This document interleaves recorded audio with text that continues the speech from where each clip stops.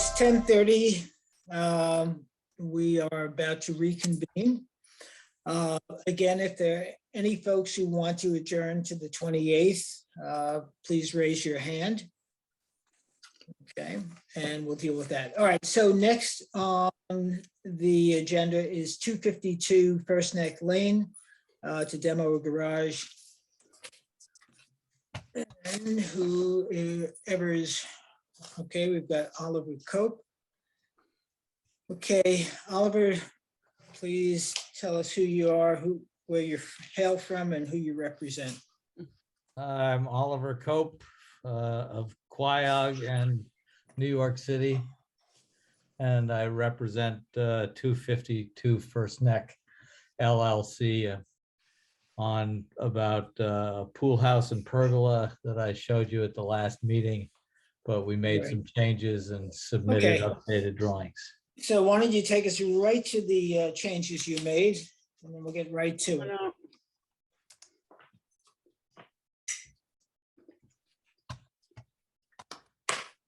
I think the easiest thing would be to scroll down to the roof plan.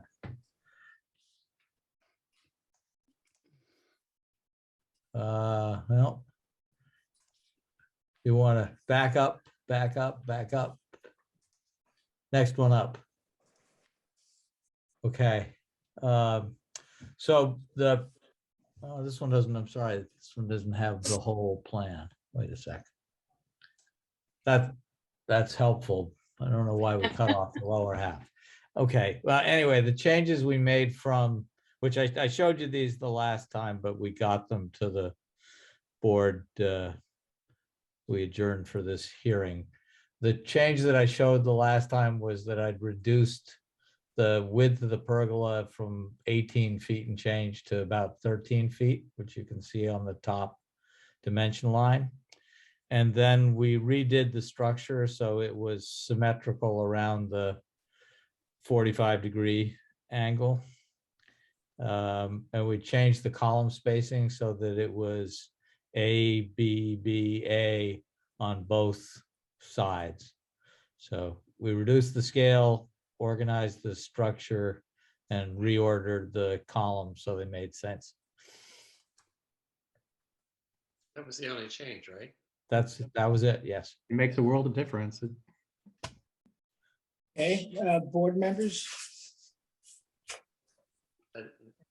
I think we're just looking at an updated drawing of what we thought was right last time. That's okay. right. All right. Okay, great. Public comment?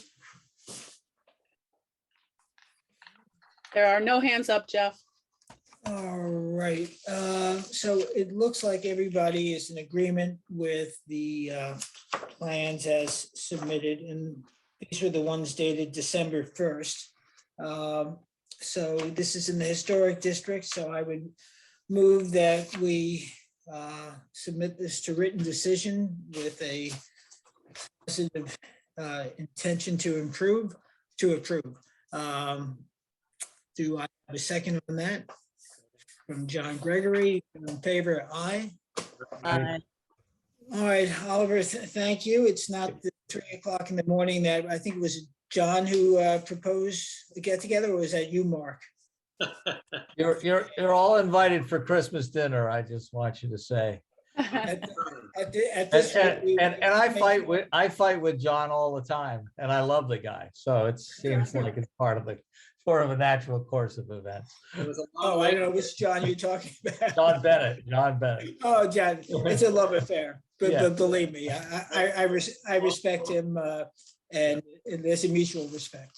So Thank you. So thank you very much, Oliver. We'll see Thank you. Thank you. Bye-bye. Have a good Bye-bye. evening. now. You too. Happy holidays. Thank you. Same here.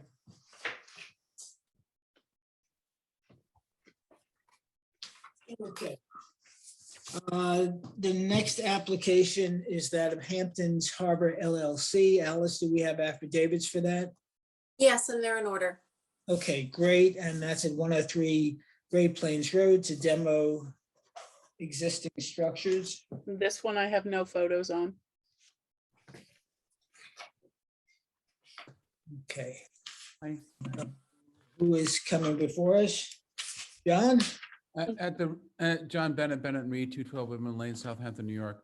At the risk of being presumptuous, I'm just trying to move this along. Yeah, This house was, we're in the historic district, which is why we're here for certificate of appropriateness, but the house was, the existing resident was permitted by building permit number 11949 issued on December 21, 2010. So it's a house that's 11 years old? Who was the architect? Do you know that? No, I don't. Just No, I don't. curious. No, Okay. I don't. I'm sorry. I'm sorry, Sarah. I don't. It doesn't matter. It doesn't matter. We were guessing. As long as it wasn't someone famous, we're okay, right?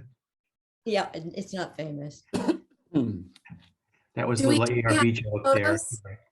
Excuse me? Do we have any photos? The photos in the file. Yeah, there's photo. I have photos. Maybe Yeah. you should. yeah, let's just, let's see. So Kat, you don't have anything. This is one of the few that I don't have. There are photos in the file. Oh, Yeah. thank you, John. I know. Do you see it? Yes. Oh, that's called analog screen sharing. That's all I can do. We do what we can. Yeah. There's one. I think the only question here was, there seemed to be some specimen trees on the property. And Well, it's in the historic district, so John, show the first one again. yeah. I'm taking a quick snapshot and I'll put it up. It's in the historic district, so unless they're, on their last legs, we have to come to you to come down. bring All right, it. let's see if I got it. Right. So the only thing that's Can the trees for be? us is the demolition of the house itself, not any clear, not any site clearing or anything like that. No, just all structures on the Okay, property. right. Yeah. No trees have to be removed to demo the house. No, there are, I think, two of them tagged. You can go down and look at them. Ed Hollander tagged them. They're literally, they're totally no limbs left on them. You Yeah. go look at them, but Okay. That's all. Thank you. yeah, but no, there's plenty of room to get in there and tear the structures down without disturbing any trees. Okay. All right. Alice, do we have to do you need any more information or do you need anything to caveat your written decision? I think I'm pretty clear on this one. Okay, great. Any public comment? Let me see. There are no hands up, Jeff. Okay, then I move that we submit the application at 252 First Neck. 103 Is Great. this I'm sorry, 103. Great, great. Hampton Harbor LLC, 103 Great Plains Road. It's a written decision to demo all the existing structures. And there's nothing historic on that property at this point. It was I didn't rebuilt see in anything. 2010. Yeah, okay. Yeah. There's a garage, but It's but surrounded by historic homes, but it's not. No. Yeah, gotcha. It Okay, is surrounded by history. yeah. All right, do we have a second on that? John, was that a hand raise or was that, okay? Second. No, that was an All right, so exclamation. second by Peter, all in favor? Aye. All right, great, okay. Thank you, John Bennett. Okay, see you later. Okay, Let's see what we got here. okay. Let's go on to Smith Partners LLC, 40 Meadow Lane. Did you skip Gin Lane? That one No, is adjourned.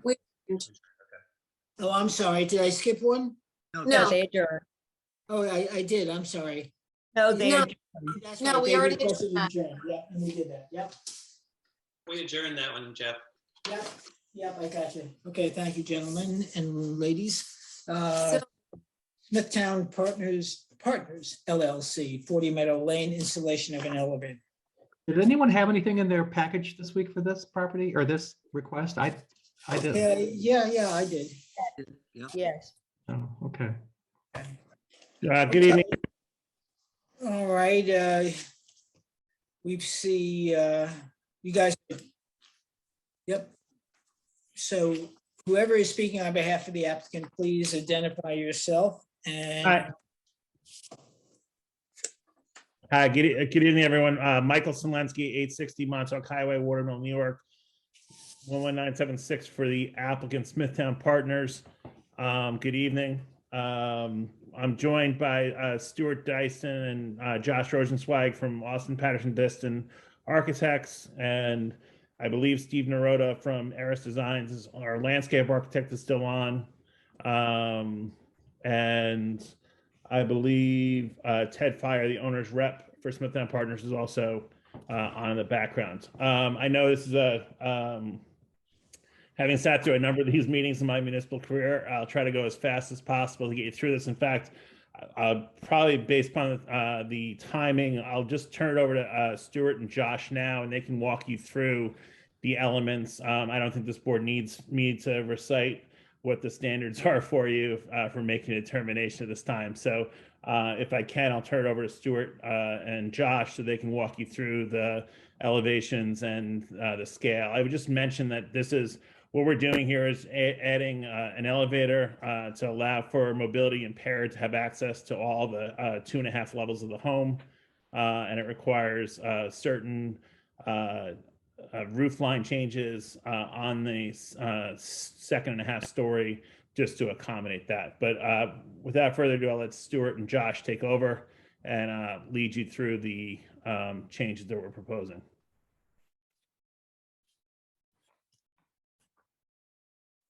Okay.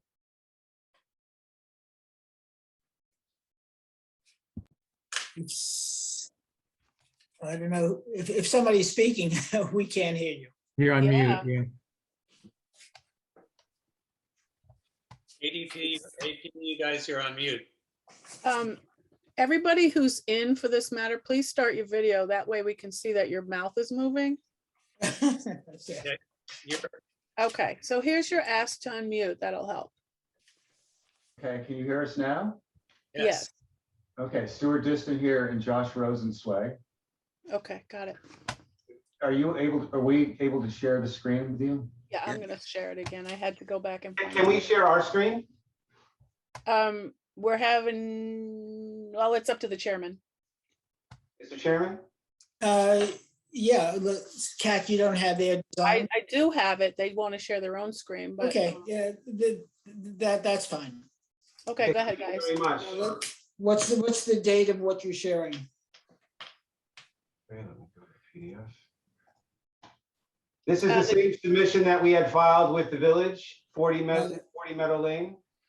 Oh, well, yeah, what I'm seeing something is date stamped November 12th. This says December 10th, 2021 on their sheet. On the bottom right. Maybe I'm looking at something old, so. It's right here. I'm just pulling it up for you all. Okay, maybe I've got an old one. The paperwork I have is November 12th. Okay, maybe I should just share my screen because that's what was submitted. Yep, Okay, let's just do it that way. yep. All right, hang on one second, guys. Okay, so you have numbers over here for pages. I can go to any page you want. You want to go to the elevations first, renderings first? Yeah. Sure, or then why don't we go to the plan? Sure. Okay, let's start, if it's okay, really quickly with S-1. Okay, yeah. You're gonna have to give me these page numbers on the left. What I'm- It's the third page in from the top. Okay, thank you. Just for a little bit of background here, so I'd like to show everybody what this elevator installation is doing in terms of a site plan. As you can see here, there's a colored hatch page on the site plan. What's in orange is designated the area of residence expansion. So what that entire orange hatch fill there is increasing our setback from 83.2 to 80.01 feet within the parameters. I just wanted to give everybody an idea that the expansion of the house in order to incorporate an elevator is causing us to push out the house 3 foot 3 3/4 inches. So if we get down, Towards, give us a direction. You're pushing the house out to towards the north. towards the north, towards Meadow If Lane. it's acceptable to the board too, we have some just fun pens here where I can show the expansion going that way. Perfect. That's the new dimension right there. Great, thanks. Okay, thank you. Okay, if we could go to the floor plans first, I'd like to show the board what it means in terms of the floor plan of the existing residence that was built, what this renovation looks like. So if we can please go to page A-102. That would just give me the number of pages down. I don't know. Would this be it? Maybe this. Not drawing number, she needs the page That's number. good right there, thank you. Okay, you're welcome. That is perfect, thank you very much. You're welcome. Okay, and I'll use the pen if that's okay and acceptable. to That the would be board. great. All right, great. So the existing residence right now, your approach to the front door is up this set of steps right here where I'm drawing the arrow. Okay, you're roughly about 7.5 feet from existing grade to the front porch. So part of the elevator installation in this project requires that we actually get to the front porch from existing grade. So you'll actually come into the side here, find your way into this elevator, and that elevator will make its way up to the front porch, allowing you to come into the front door. And then as we go through the additional plans, take you up to the second and half-story level of the building.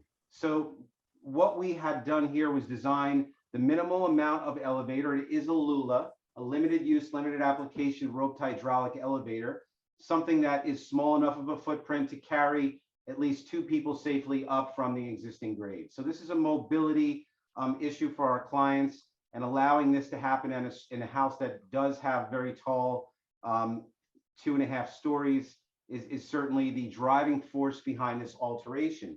And of course, say again? Yeah, and we're going to take you through a little bit of an exercise here on how we're doing this. We're essentially taking the existing facade, which we'll show graphically in a minute, and we're bringing it out 3 feet to the north. We are then going to connect the existing facade back to the house. So we're not demolishing the existing facade. We're essentially saving it, carrying it to the north, temporarily supporting it, and then we're going to connect it 3 feet closer to the street so that we can make room for this elevator. Okay. And while we're doing this, we have been looking at the symmetry of the house, matching materials, okay, using things that are like in kind. Essentially, the house is going to look very much similar to what is currently there. And that being said, I'd like to maybe show you the before and afters, which are on the rendering page. You want to say something about that? Yeah, that's fine. Okay, the top 2 elevations, or renderings rather, these are the existing as-built today. Okay, we also have pictures that we can show to give it more of a real context, but for now, for graphical purposes, this is the existing northwest elevation. This is the existing northeast elevation. What you can see on the bottom here are the proposed northwest and northeast elevations. Essentially, the entire facade, which I'm going to highlight for you in orange, is what I was talking about in terms of what we are going to take off, temporarily support, and then retether to the building. The only differences that you'll see in the overall geometries of this is the actual roof line that is encompassing this elevator. What we chose to do here was use a material of our zinc paneling, which is very much on the building facades on the east and west elevation, and create a sort of innocuous feel to how we're going to actually form out this roof. For balance and symmetry, we have added the same roof line on the east side as well. Other than that, those are the major overarching differences between what we're doing here. We're very much trying to complement what was there and previously approved by the board and have a very gentle impact on the streetscape. Of course, we have the benefit of working with Tim Rumpf and Steve Naroda of Aries Design to try to mitigate any issues that one would have from the street and create the sense of privacy that has always been within the spirit of the project. Materials are on the flag notes on the exterior elevations, but once again, we are matching the general palette, which is zincs, teak, and limestone panels. Yep. And just for a little bit of function, if it's okay on this diagram, I just want to sketch one more thing here. So you would make your way around here to the elevator. You would come up to the first level here, then the second level, and then the third level. And you'd be able to go down that corridor, which I can take you through and plan as well. But that essentially is the hoistway, the elevator shaft. It's a complex build for an elevator because the existing building is post-tension concrete. So it's a challenge to find a spot that you can. It's like cutting a tendon on a leg if you were to cut from inside the house, the structure. Yeah, so it's quite a complex for only 3 feet of a shift. But one thing we think is very important is that we preserve the architecture that's there now, preserve the material palette, and anything going back into this building must be of the same detail and specification as the materials that are there currently, because we are not affecting so many other facades. It is crucial that it match the existing palette of materials. That's a brief description. I'm not sure how much detail you'd like me to get into, but I'd love to if you want us to go into more. Okay, I'm going to turn it over to the board, but I'm going to turn it over and I'm going to preface it by a comment. As I look at your renderings and knowing the properties I do, the perspective is not true, at least from my view. And 3 feet on a house of that size is significant. I don't know how my other board members feel, but I'm going to turn it over to them in terms of scale and mass. My issue is really about I think what you're doing with this facade dramatically changes the street facing view of the house. I mean, it looks like it has 2 big blocks that were added, concrete blocks that were added to the top of the house, which to me somehow makes it look more commercial than it did, like a commercial building and not a residence. But I understand the dilemma of trying to find the right place to put it, but I just think it really changes the look of the house, the massing of the house for sure. Other board members? I went on site and I agree that the topography is not as shown. It's a steep incline, but I understand the reasoning behind adding one block in order to accommodate the elevator, and then to have bilateral symmetry, adding the other bulkhead, for want of a better expression. So in the scheme of things, I don't really have trouble with it. Other board members? Well, it does, you'll sort of lose the gable, which was sort of the house, which is the only domestic feature of the house. And it's a nice designed house, but it's not a particularly residential look, but it doesn't matter. On the other hand, it's so carefully done that's worthy, geez, you guys really worked it out. I mean, there's a lot of craft and care shown. So I'm inclined to agree that it's okay. Okay. Mark? I'm fine with it. I agree with the other board members' comments. I agree that does look a little bit more commercial. I think the pediment's lost a little bit, but I understand why it has to be that way. And I agree with Sarah about the symmetry, so I'm fine with it. Okay. Yeah, all right. Well, look, we're 5 people. We don't always agree. I think the scaling is going to change, and 3 feet on a house that is very large to begin with. What's the setback from the street? It's 80 point, the proposed structure is going to be 80.1 feet back. Right, but So from 0.1 feet within conformity. you're within, you did not have to get a variance. You're within. No variance required. Thank you. Thank you. Again, this house, when it was built beyond what would be the normal without FEMA. It's higher. It's higher than what it would otherwise be allowed. It's very different, which is okay. Difference isn't bad. It's not particular. It is more commercial looking. I think this is going to make it even more so.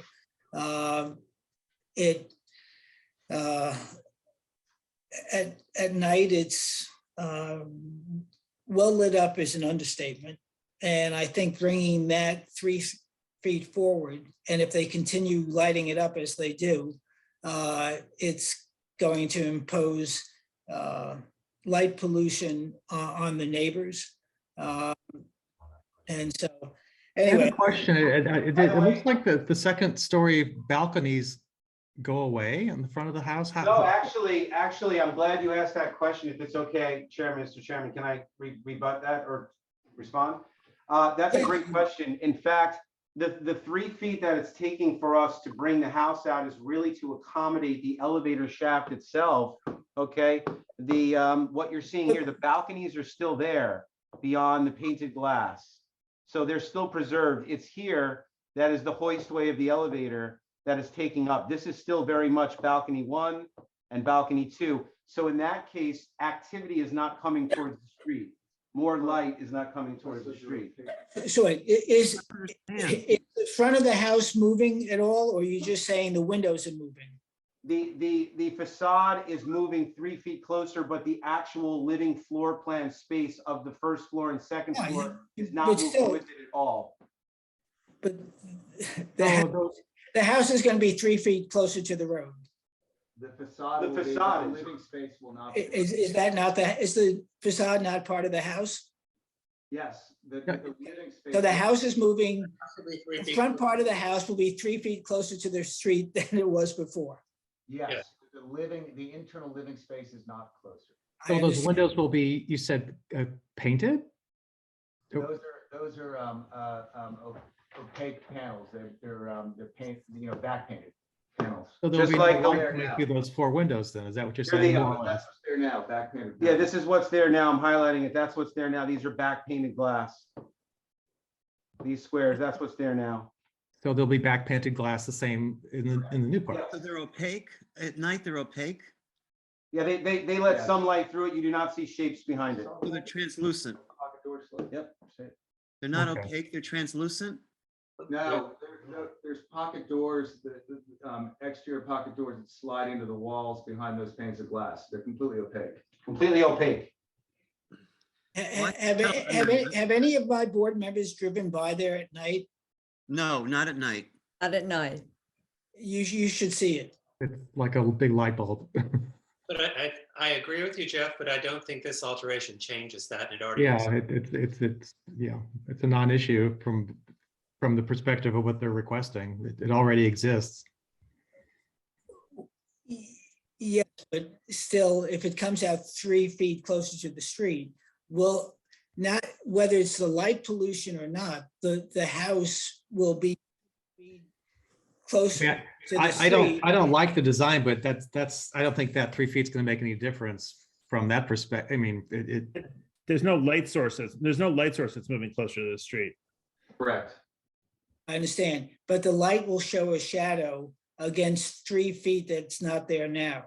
So instead of the light being dispersed, it's going to be 3 feet, it's going to cast its light onto a building 3 feet closer to the road. There's no way that that house is not going to appear bigger than it currently does, or let's say closer to the street than it normally does.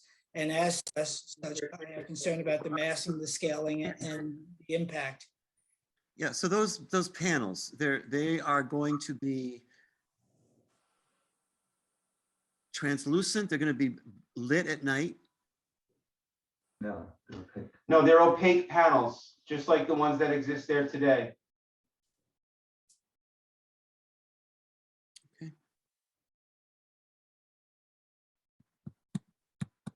I don't know. I have to believe this can't be the only solution to build I don't know. I just think it changes the facade of the structure for that reason. I don't like it. Like it makes it look like a big, a big square block on that hilltop. Essentially, it's an elevated space as opposed to at least having that peak that made it look more residential. Oh, that Yeah. was the only residential queue. On, I know it's a poured concrete house or whatever the terminology is, But we had a case earlier, albeit that was an historic house, where we looked at interior workthroughs, workouts. Why can't, because I know it can be done, concrete or not. If the will was there, I'm sure an elevator could be put in internally. Now, whether or not an elevator, whether there's no law that says an elevator has to be there. You want it, that's great. But, I don't think the community or the historic district has to suffer as a consequence of somebody wanting the convenience of an elevator. Well, I think we're well past. I think we're well past in society saying an elevator for somebody who is mobility impaired is a convenience. I mean, this is something that makes. No, we don't have an issue with the elevator. It changes the house. Right. I think we should try to explore other options for where the elevator is placed in the house that doesn't interfere to the same degree with the facade of the structure. That's my issue. Yeah, I'm saying the same thing. And you know what, guys, I'm on board with you too. Okay, it is very well done, but the more I look at that big pane of glass, I mean, before at least it was relieved by a balcony and there was dimensional relief within that grid. Now it's completely flat, and I thank you for making me look at it more closely. So I think I would like to adjourn it as well. I mean, I guess I would ask you to adjourn it and see if you can't find another solution. Okay, I would just like to say that this is post-tension concrete, the slabs. That means that there's tension cables. And next time I will present to the board a photograph of the floor going in pre-pouring of that. And you'll see these. With respect, that's not really our issue. Well, you're saying there might be another solution to put it inside the house, and I'm saying it's actually impossible. Nothing is impossible. Yeah, but what John is saying, our purview has to do with the exterior of the house. Can't tell you what to do with the inside of the house, but to the extent that we have only two options, to either approve or deny. So right now, there's not sufficient, and it takes 3 votes to approve. So right now, there's not sufficient votes to approve your request. So by default, you might want to consider what you can do inside. If you can't, you can't. So that's up to you folks. Mr. Chairman, if I may just inquire for a moment, is there a location where the board thinks it would be a better fit here? Or is the board having any guidance as to where they're suggesting, other than inside the building? Again, I think it all relates to the change to the facade of the building. If there's a way to do it that doesn't have the dramatic impact on the facade of the structure, that's the issue.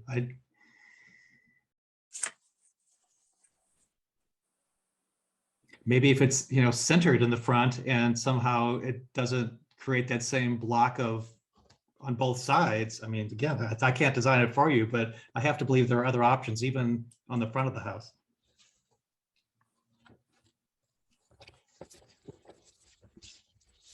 Jeff, there's a Ted Fire with his hand up. I don't know if he's structural or if he's comment. All right, well, let me. He's the owner. No further comment from the board or from the applicant right now. What we'll do is we'll hear from the public.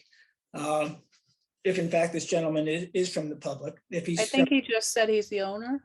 No, he's the owner's representative. Okay. You want him in, Jeff? Yeah, sure. Okay. Okay, so once.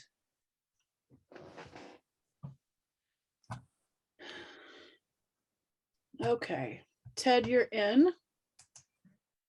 Here is your request to start your video in case you can't find it. And here to ask you to unmute. There. Hi, Ted. Hello. Hello. Let me shut my phone off. I'm sorry. Yes.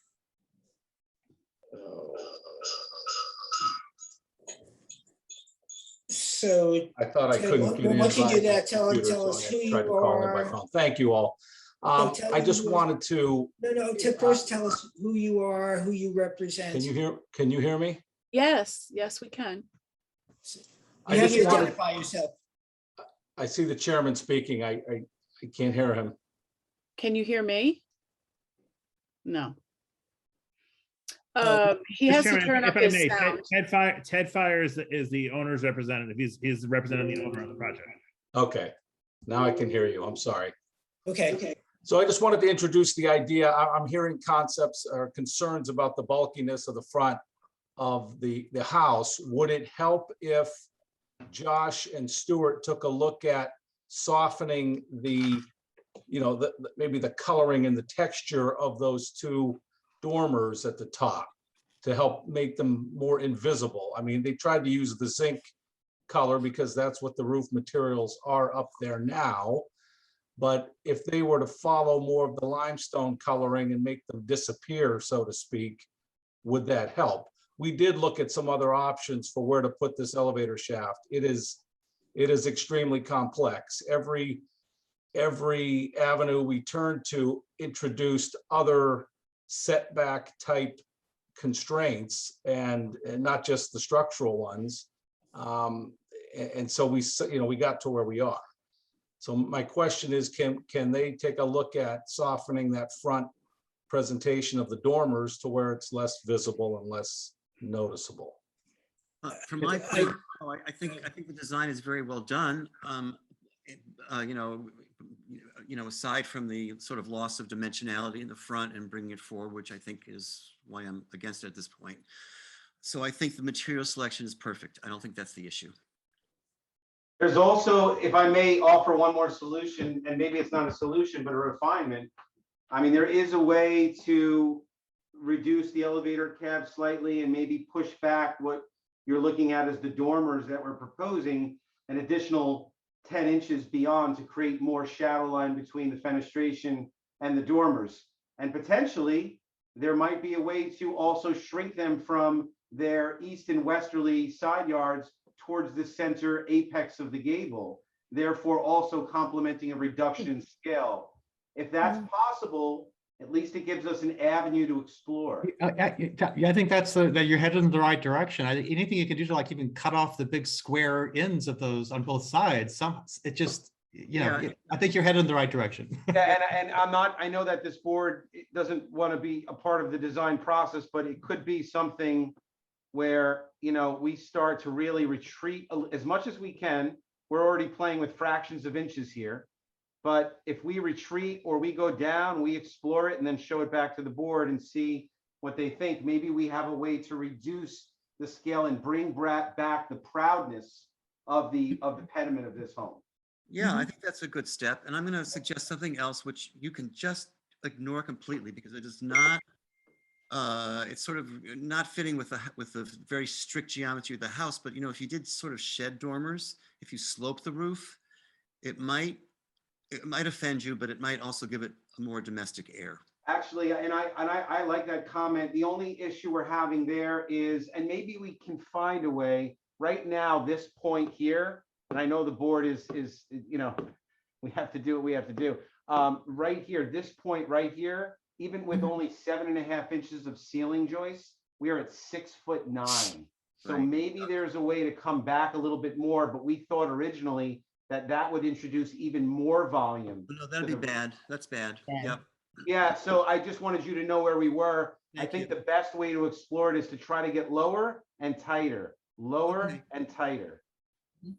Yeah, no, listen, it's clear you put a lot of thought into this. So I really appreciate that very much. Okay. All right, gentlemen. The board has given you some food for thought. One last time, any public comment?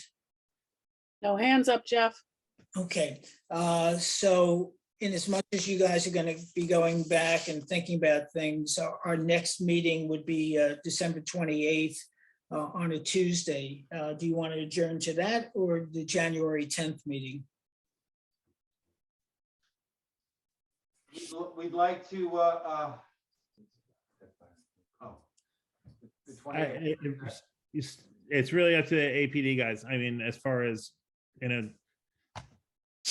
your time frame.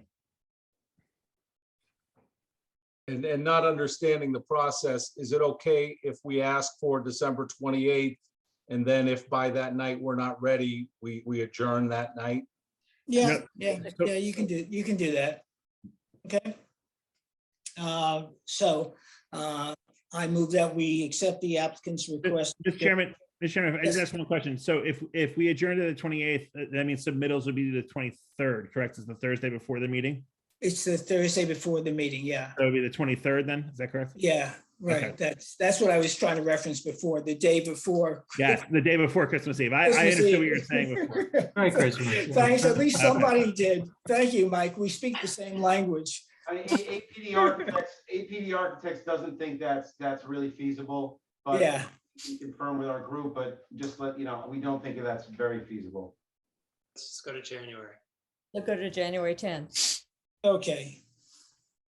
You want to do that, guys? Yeah, why don't we take January 10th? I think that's more realistic, and we don't want to tie the board up on the 28th. Okay, great. All right, so I move that we accept the applicant's request to adjourn to January 10th. Do I have a second on that? Second. That's second from Mark. All in favor? Aye. Okay, it's unanimous. All right, thank you, gentlemen. We'll see you. Have a happy New Year and a Merry Christmas. Thank you. And the Thank you. deadline for January 10th for submittals, please.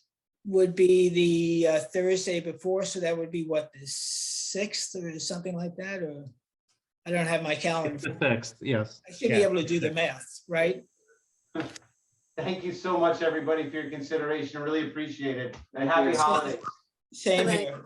Thank you. Thank you. Okay, next application is 92CNL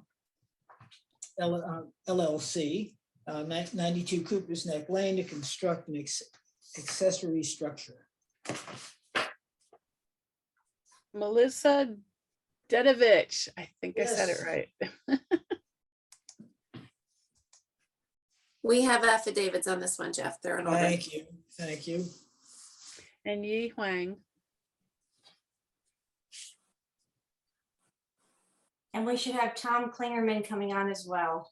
Okay, Let's see if he's here. He is. I will bring him in.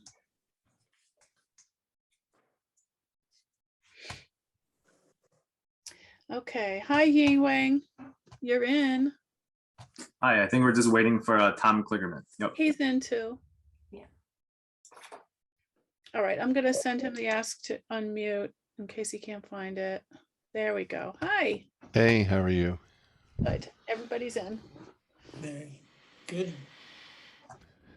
So, Okay. You good to go? Yeah, who's leading? Okay.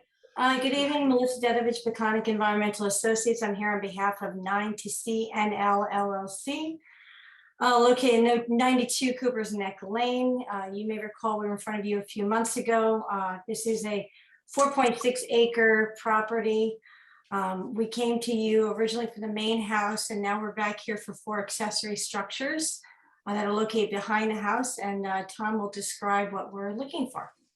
Okay, I'm great. going to try and share my screen. Well, hold on a second. I'll do Or it. can I do that? Okay. Kat, Kat could has Tom, I'm just thinking it might be, possibly, yeah, could Tom possibly share his screen? I'm not sure what I they're think gonna I think I can, only because it's just easier for me to point and stuff like that. But if you want to scroll through it, because Okay, so let's make sure I've got a submission dated November 12th. Is that That is correct. That's all. We've only made one submission. by the building department? So I'm okay with it at this point for expediency. Thank you. so let me see if I can do this. There, can you all see what I have up on the screen? Yes. This is this first slide is simply the house as it is currently. If you can see my cursor, we are this house we're adding on to, which you've approved in previous meetings. We're going to be talking about buildings, outbuildings in the back of the property. This is our site plan, which shows the expanded and approved house. And the buildings we're looking for you to consider are this pool pavilion here and this garden, this pair of garden pavilions back over here. And the pro- pergola. And the pergola in between, correct. They're sort of linked by a pergola. They face this garden to the south here. This building faces the pool to its south here. The property is entirely surrounded by a 15-foot high hedge, and the planting plan has large trees down here, so that this is really a very private part of the property, really not visible from the street. This nearest portion of this building is 367 feet back from the gate or from the property line at the address. So the first building to look at are the ones in the southeast corner. One is a sort of a potting shed and stuff on the left here. This is an office in the back. There, as you can see, they're sort of side by side. Between them is the pergola. And in elevation, you see here, this is the south. You're looking at the south elevation facing that garden to the south. One building here with shutters, double hung window. This is this pergola structure. Between them, here's the other building. And then actually this, I apologize. This is the north elevation. This is facing north towards the tennis court.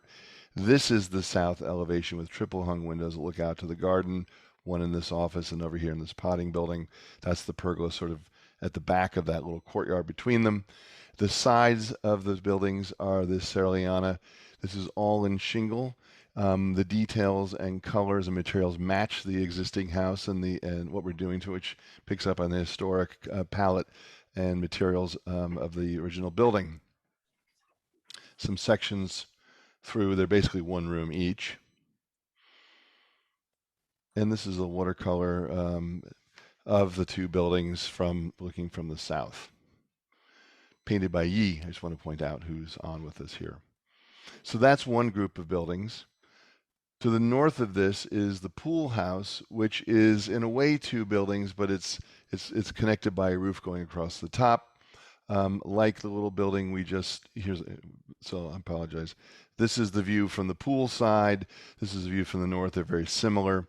There's an open area underneath for dining or hanging out in the shade.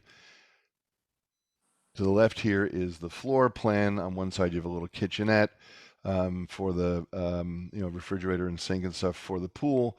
Some storage rooms. This side here are changing rooms, and the side elevation is this gambrel roof. By the way, all these buildings are gambrel roof because the main house is gambreled also. And if I can, sections here at the top.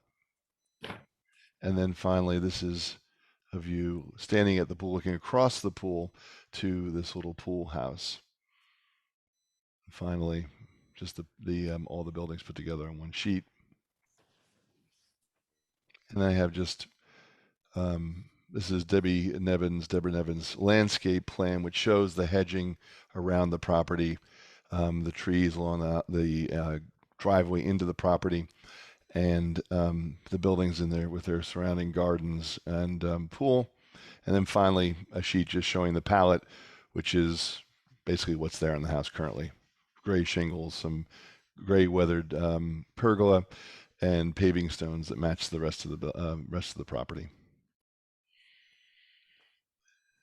That's my short presentation. Do I stop share? What should I do? Leave it up for a minute while the board members are. Okay. Okay, board members, questions, thoughts, concerns? It's stunning. I mean, I just love the miniature scale. It's really masterful, and I love the watercolors. Full stop.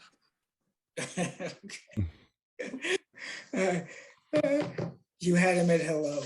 Okay. Anyway, thank you is what I should say. Yeah. And other board members?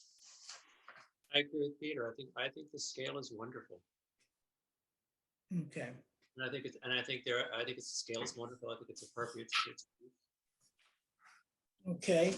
So Alice, any public comment?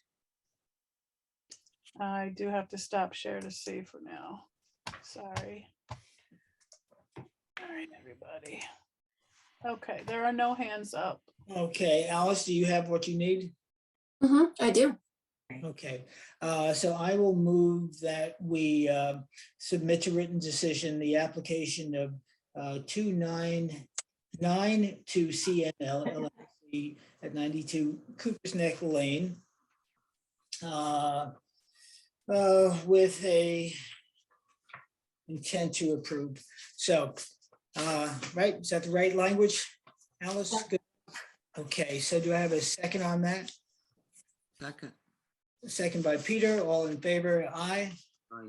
Aye, so that's unanimous, thank you. All right. Merry Christmas, everyone. Yep. Yep. Same Thank you. here. Thank you so much. Have a nice holiday. Okay, All great, right. you too. All right. Bye-bye. Okay. So let's do this. The next application now, it's not on the agenda, but the Bathing Corporation's application, which was in the non-historic, is historic. So let's do that now. So this is the application of the Bathing Corporation of Southampton at 14 Gin Lane to construct an addition. Is somebody here for the applicant? Yes, Don King. Don King, okay. And Now, before Mr. King introduces himself, for the public's knowledge or the board's knowledge is, I am a member of the Bathing Corporation. I don't think that should impact my judgment, but if council thinks I should recuse myself, I would, but it's Not unless you have a pecuniary interest. no. No. Believe me, there are no discounts. No, I surely don't. So, Well, I have the affidavits and they're in order. okay, great, thank you. So that being said, Don, are you there? yeah, there's 3 people in, Jeff.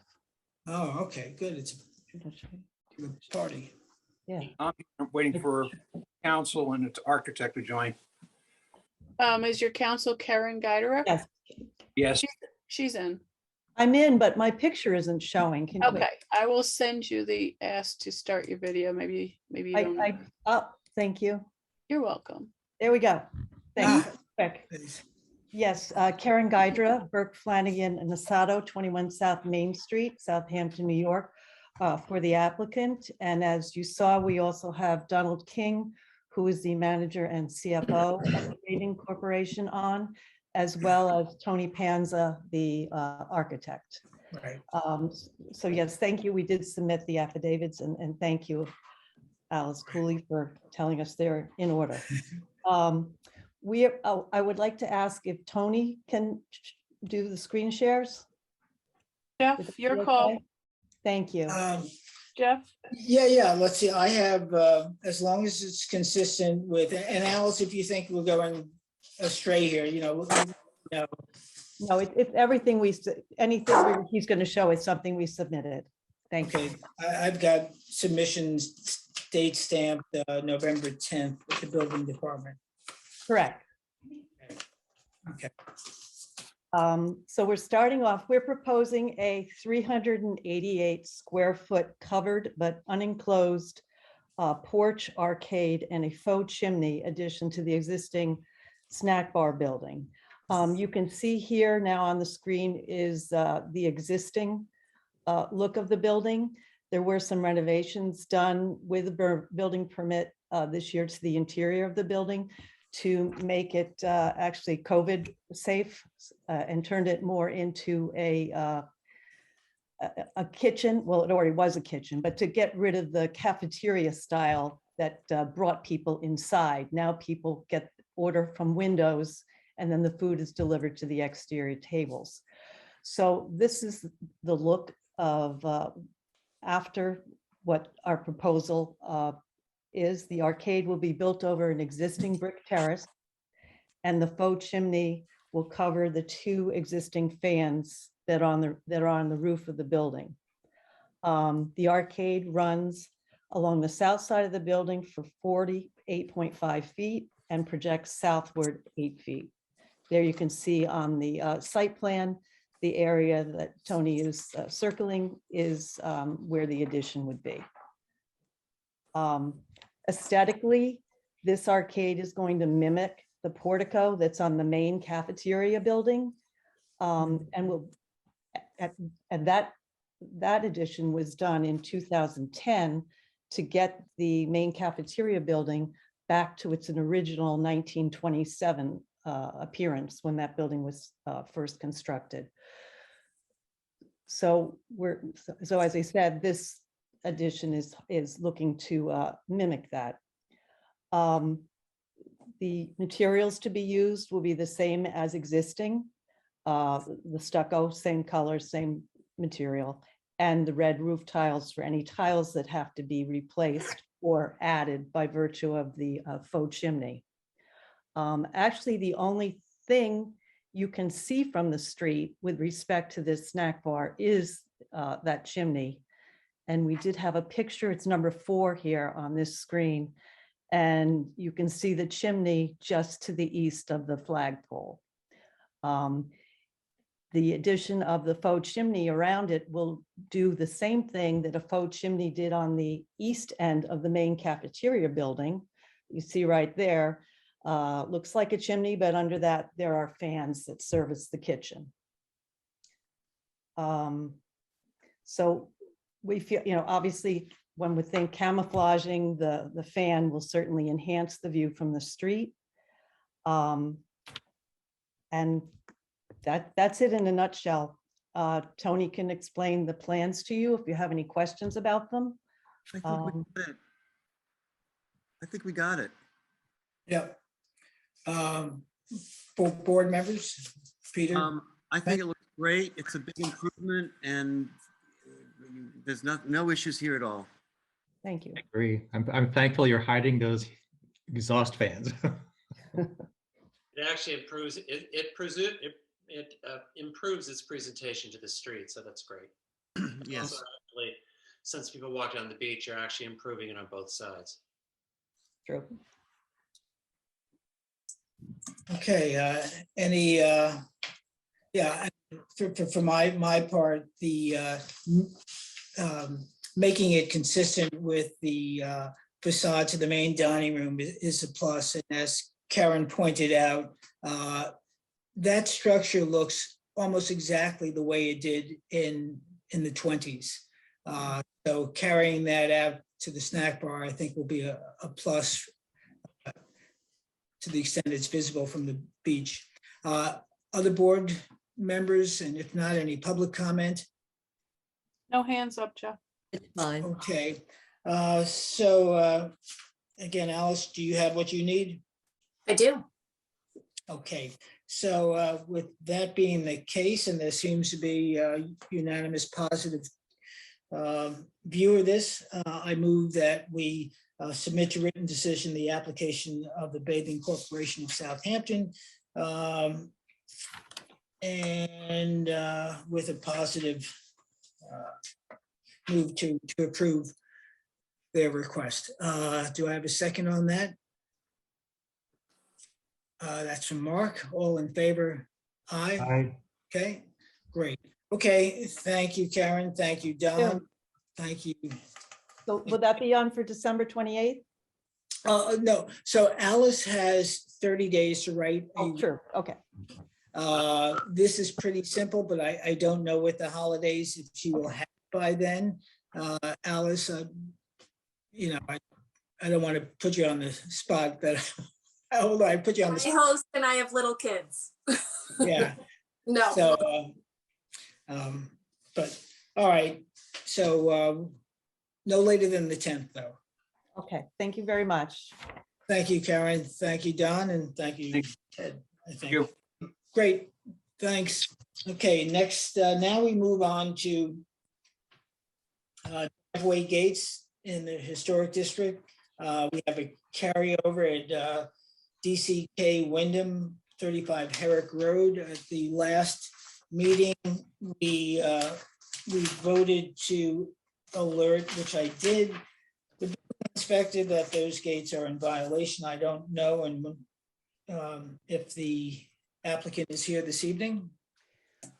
There's no claimants. No. Okay, so I have a question, Alice. Is in that they have been a no-show, in that they are in a violation, do we just simply strike this from the record and they'd have to reapply? Yeah, I think so. It's been quite a few times where they've been a no-show. All right, so I move that we remove, and I guess that's the right word, the application of DCK Wyndham LLC from this and future agendas, subject to them reapplying for a building permit. Out of curiosity, are there any repercussions or fines or actions taken by the building department to make sure they're aware? Yes, the code provides for that. And the building inspector has been alerted to that. And then, but the actual enforcement. No, yeah, that's fine. I just wanted to make, just ask, so. Yes, and the chair is pushing on that. So I make that motion and I look for a second as I lose my voice. So that's Okay. John, all in favor? Aye. Okay. Thank you. So they're going to have to reapply. Okay. Dismiss, maybe that's the correct word, dismiss and reapply. Okay. Okay.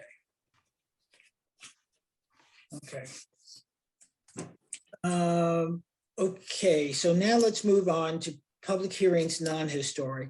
And again, any further wishes to adjourn? It's now 11:30. Okay, for those who want to watch any of the late night talk shows. Okay, so public hearings, non-historic. Part of the Hamptons adjourned pending site approval, 31 Roscoe developer. They requested an adjournment. Now, here again, the last meeting, let's see.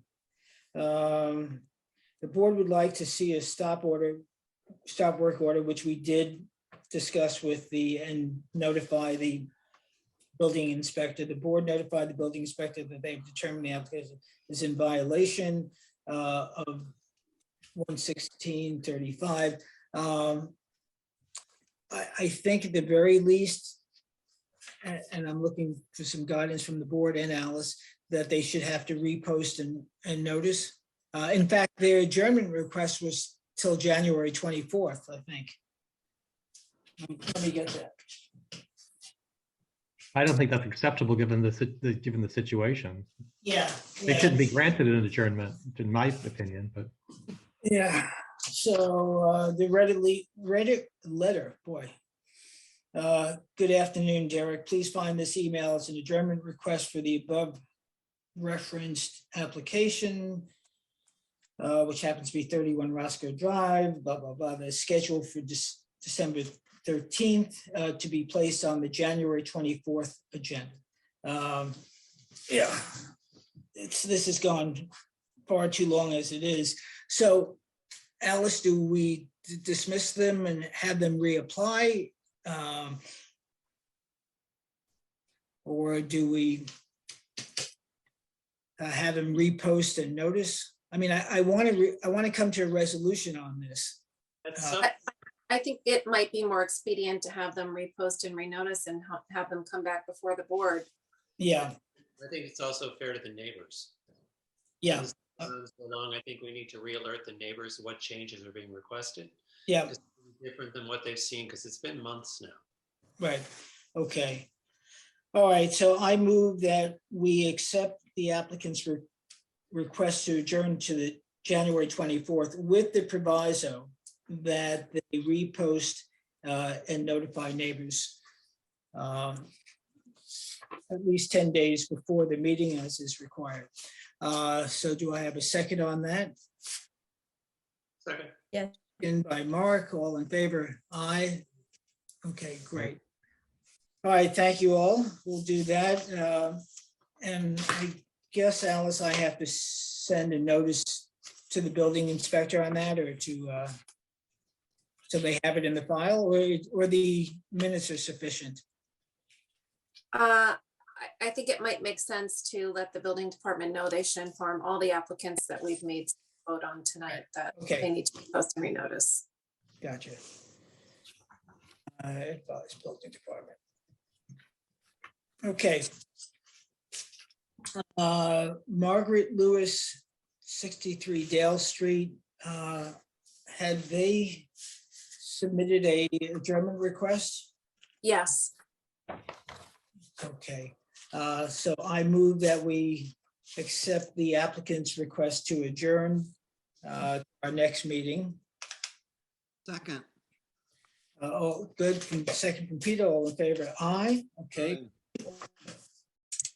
Okay. Hold on a second.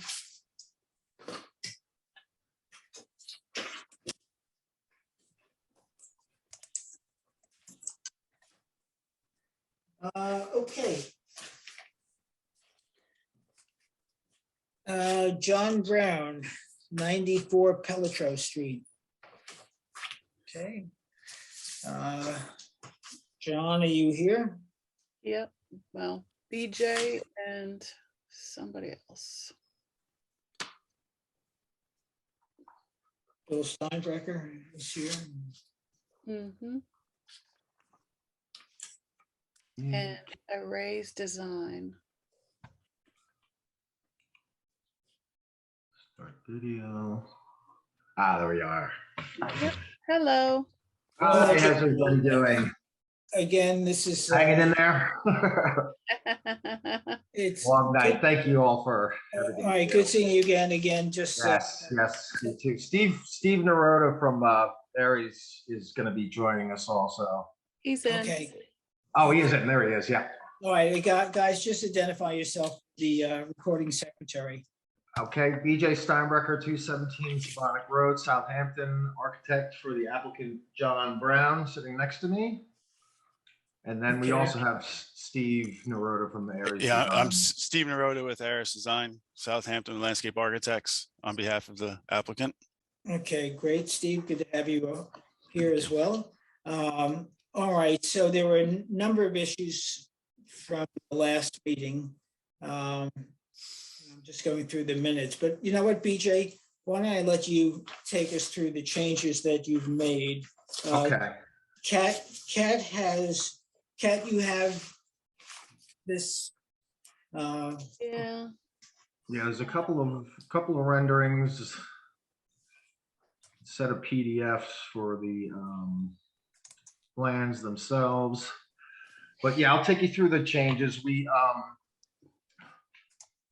We lowered the whole in the entire structure, plus the patios and porches, 1 foot down on the east side of the house. We changed the roof from a gable roof to a hip roof, which actually did take a nice piece of that massing away from that east elevation. Let's see, we changed on the front elevation. If you scroll up 1 page, we originally had the double front door. Underneath the covered porch, we went with the single on that north elevation, correct? And then right above that, we had a 6 foot wide picture window that is now matching that 3 foot door below. One other change we made are the grill patterns. We reduced the grill patterns, made it a little less busy. And on the west elevation, Kat, if you just scroll down, we added that door on the first floor that leads into the kitchen from the driveway. We used to have double windows stacked on top of each other. So we took the windows, slid them to the right, and added that door from the driveway side. And then the last change that we made was on the garage itself. We originally had one single 16-foot door, and we are now going to do 2 9-foot doors. And that sort of broke that up a little bit too. And that's it in a nutshell, to keep things going. But yeah, the shelf was the 12-inch, lowering of the whole house.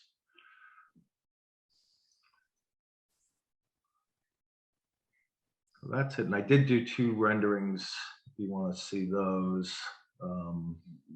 One of the approach of the driveway coming in, where you see that north and west elevation. That's the front. And do you have another one, Kat? That Yeah, I do. yeah.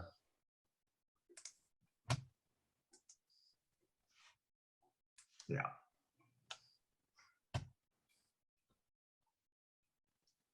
Didn't you have a scheme where you had that west gable as a hip? I didn't, but it's funny you say that. I don't think I ever presented one, but I have one that I could show you. I have an alternate. It was just a stray elevation in one packet or another, you know. Yeah. Yeah, I did. We did do an alternate elevation. We never submitted it, but where both that west and east side was hipped, but it matched that gable in the front of the roof pitches. Yeah, I think it would help. I think that would help. Do you want me to share that picture with you? I do have it up on my computer right now. Yeah, go ahead. Okay. Hang on 1 second. Share screen. Let me see. Just choose the picture and then on the bottom right, click share screen again. Okay. Let me just make sure it's up first. Sorry, just give me 1 second. No, that's not it. That's not it. Oh, geez, sorry. Just give me one minute here.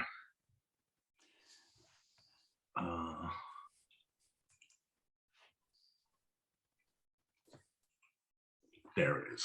Okay, hold on now.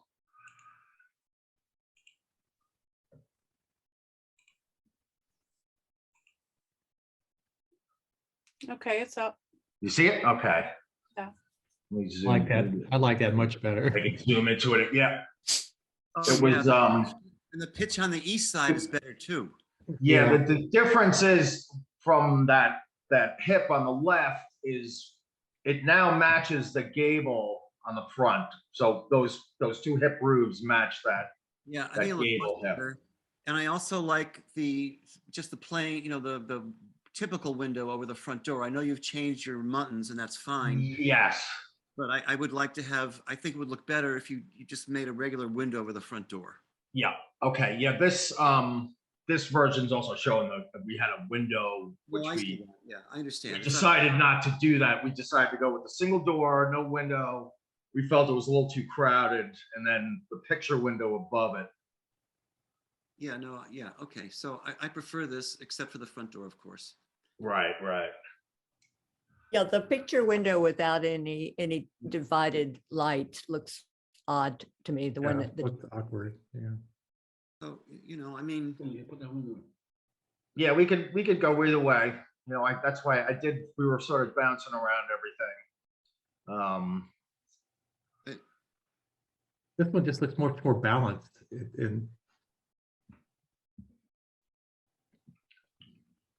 Yeah, the overall with the roof lines and everything, I tend to agree with that.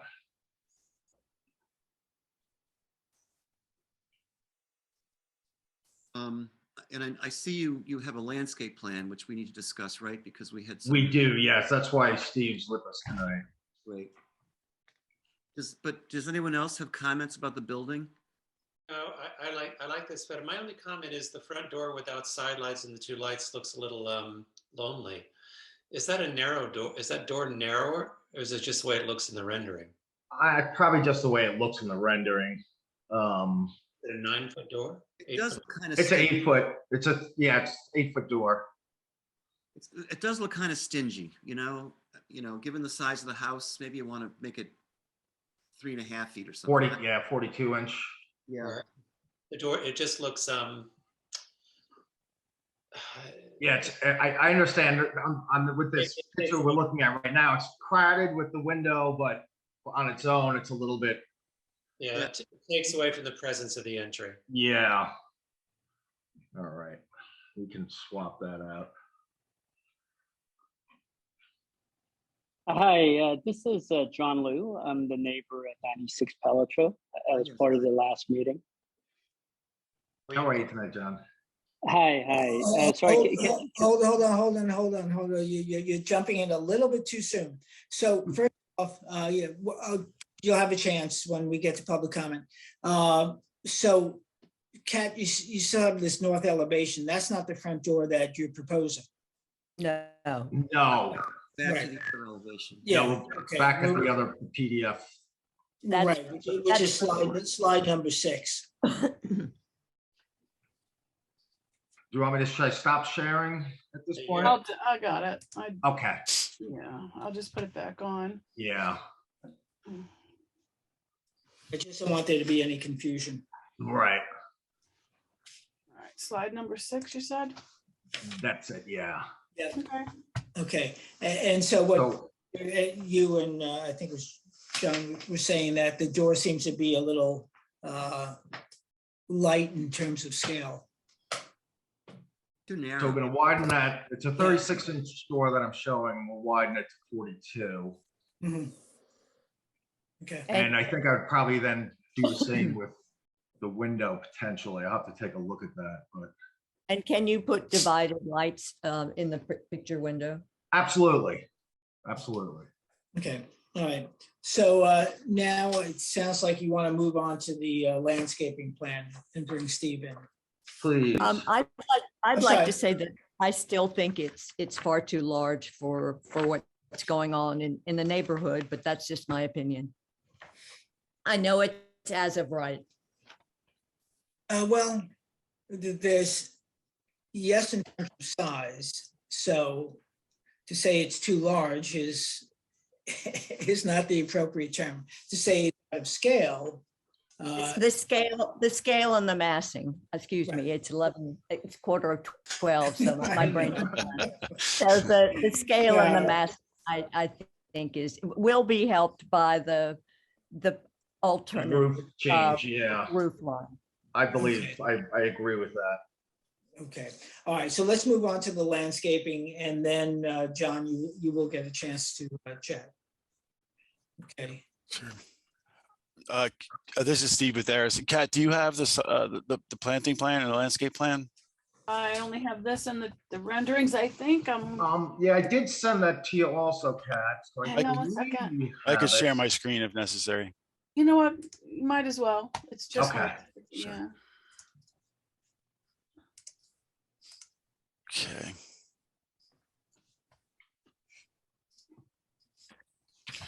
So this is Steve Naroda with Aris Design on behalf of the applicant. So our initial charge was to go and perform an inventory analysis on the existing trees on site.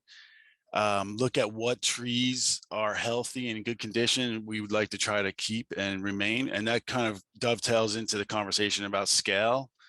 I think when we can keep some of the larger maples that are kind of surrounding the perimeter in choice locations, that'll help provide scale to the house. Some trees are just getting overshadowed or too much shade, and they're growing and kind of bending in different directions or not performing well or not healthy condition. We would look to remove. Some trees will just be in the way of new development. They'll have to be removed. So what we want to, the darker circles on this plan are trees that we'd like to keep or consider keeping, as you see here. And then with that, we would introduce an evergreen hedge with arborvitae. This would be a 6 to 7 foot height evergreen hedge planted around the main portion of the property, and then a 4 to 5 foot height arborvitae hedge along the driveway entrance on the flag lot. And then around the house, we looked to have boxwood around the foundation mixed with hydrangea to provide some color and texture. And then on this north facade, we have crepe myrtle, 4 crepe myrtle. So it kind of, again, breaks up a little bit of that massing of the house, provides a little more scale to it, and provides some color, seasonal interest and color. Okay, and again, you said the arborvitae that you're planting are 5 to 6 or 4 to 5? They would be 4 to 5 along the driveway entrance in the flag portion of the lot, and then 6 to 7 around the perimeter of the main built area. Gotcha. Okay, and those would be left to grow to height, whether that be 10 or 12 feet at maturity? Whatever you wish of the board is, that they could be, these are green giant arborvitae, they grow quickly, and they can be maintained at a height at 10 foot is easy to do. Yeah, I mean, they grow about what, foot? A foot to foot and a half a year. Yeah. Okay. All right. Board members, comments on the landscaping? Okay. Yeah, I think it looks fine. Okay, so let's do this. If there are no further comments from the board at the moment, let's any public comments. And John Lou, this is where you can chime in. Yes, he's coming in this time. Okay, great. Let's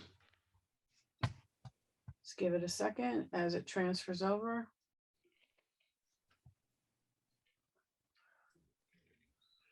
And here he comes. Hi, John, you're in. Hi, Now everyone. you can talk. Yeah, can you see me? Okay. Yes. Hi, thank you, board for seeing me, and nice to see you again, John. You know, I was looking at the.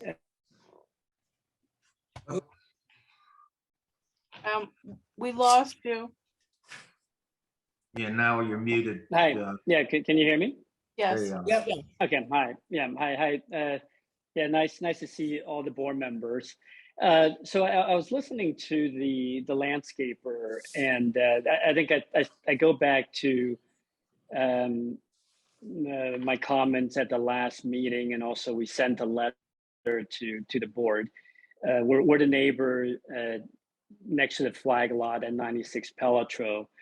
And really, you know, considering the heritage of the neighborhood, of the whole Pelletreau neighborhood, we really feel strongly that the natural trees should be preserved at all costs, unless there's any, you know, safety issues, which we don't believe there would be.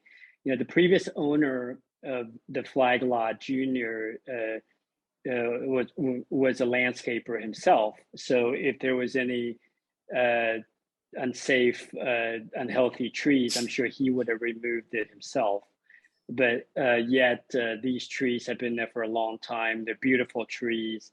They're really part of the heritage of the neighborhood. And from what I heard, it sounded like for aesthetics reasons and maybe for convenience of certain construction, they want to remove these natural, you know, trees for kind of artificial landscape, new plantations, which we just don't feel would be consistent with the character and the heritage of the neighborhood. So we would still, as we mentioned in our letter and in the last discussion, that we believe these trees should be preserved.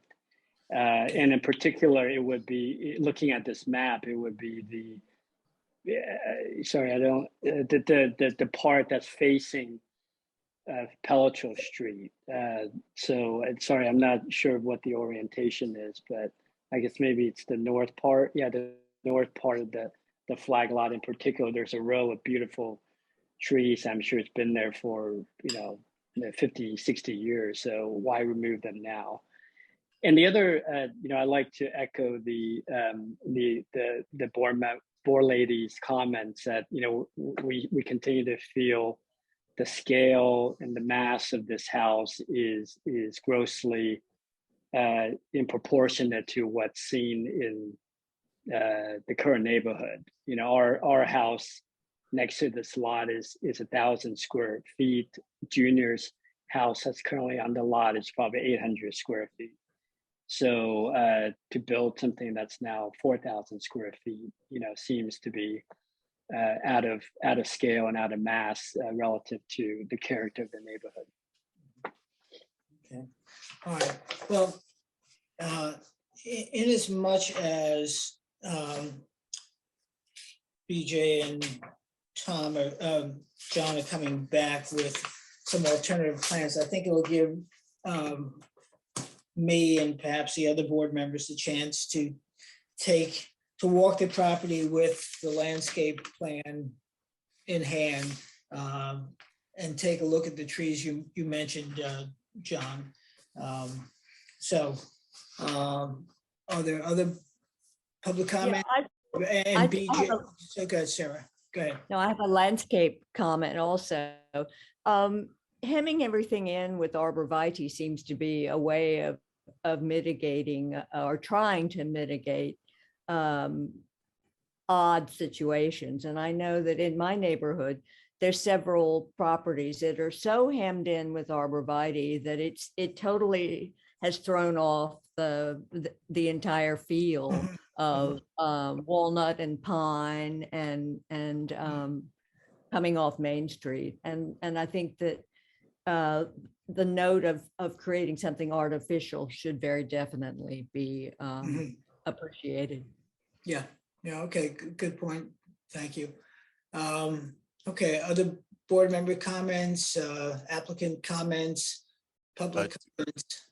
Yeah, just to respond quickly, there is Sure. a portion of this as a selective removal of some of the trees that are overshading other trees, and actually would help some of the existing trees perform better when they're not competing for light. So you have a competition there along the perimeter that's thoughtfully, when you remove some of the trees, the trees that will remain will actually perform better and become larger over time. We're thinking about this in the long term. And then I think with the arborvitae comment, I agree that it is somewhat artificial, and it's common here, in the Hamptons, but it is for privacy and trying to deal with the scale and the view sheds.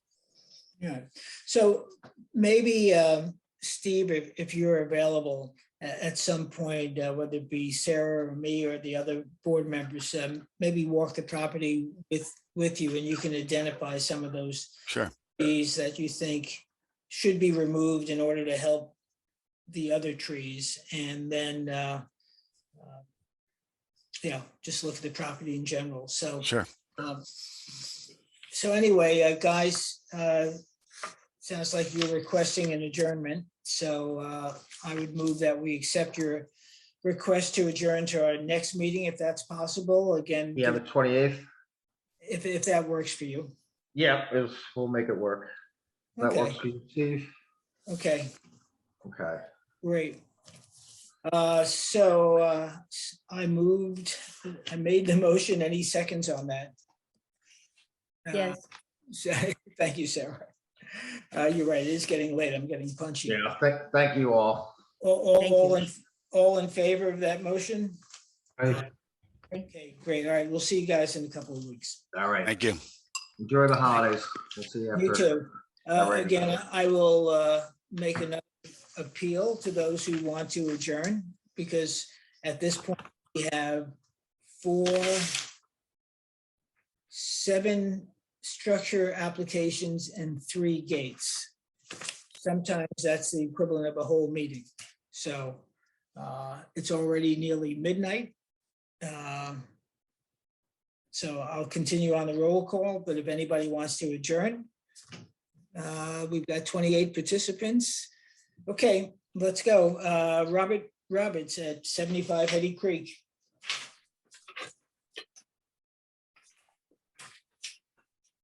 Here comes Gary Hartman and Paul Clinton.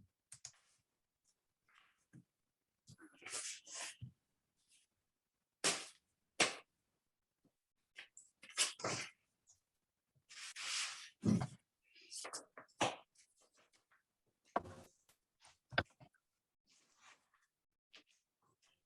I on? Yes, you are. Hi. Gary Hartman. I am the. You have to wait for the chairman, sir. Oh, okay. Sorry. Chairman was straightening up his papers. All right. Okay, introduce yourself. Thank you, Kat, for making me You're feel welcome. more important than I really am. I'm Gary Hartman. I am the builder and the agent for the owner, Mr. Robert. And Paul Clinton, the architect, is here with us. You want to take it, Paul? Sure. Paul Clinton, 27 Sherwood Road, Hampton Bays, New York. I'm the architect representing the applicant. Okay, go ahead. Take us through the elevations.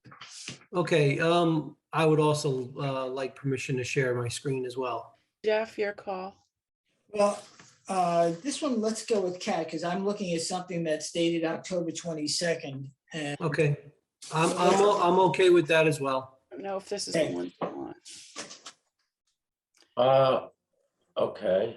The digital file was submitted October 18th. Okay, so then that's probably correct. So, okay. Which we have the same, so it could be more productive if we share our screen. Yeah, no, I can't recall. Is this a carryover? We took jurisdiction at the last meeting. Okay, great. Okay. Well, sounds like it's the same thing. So Alice, if you're okay with it. Mm-hmm. Okay, all right, let's. Thank you.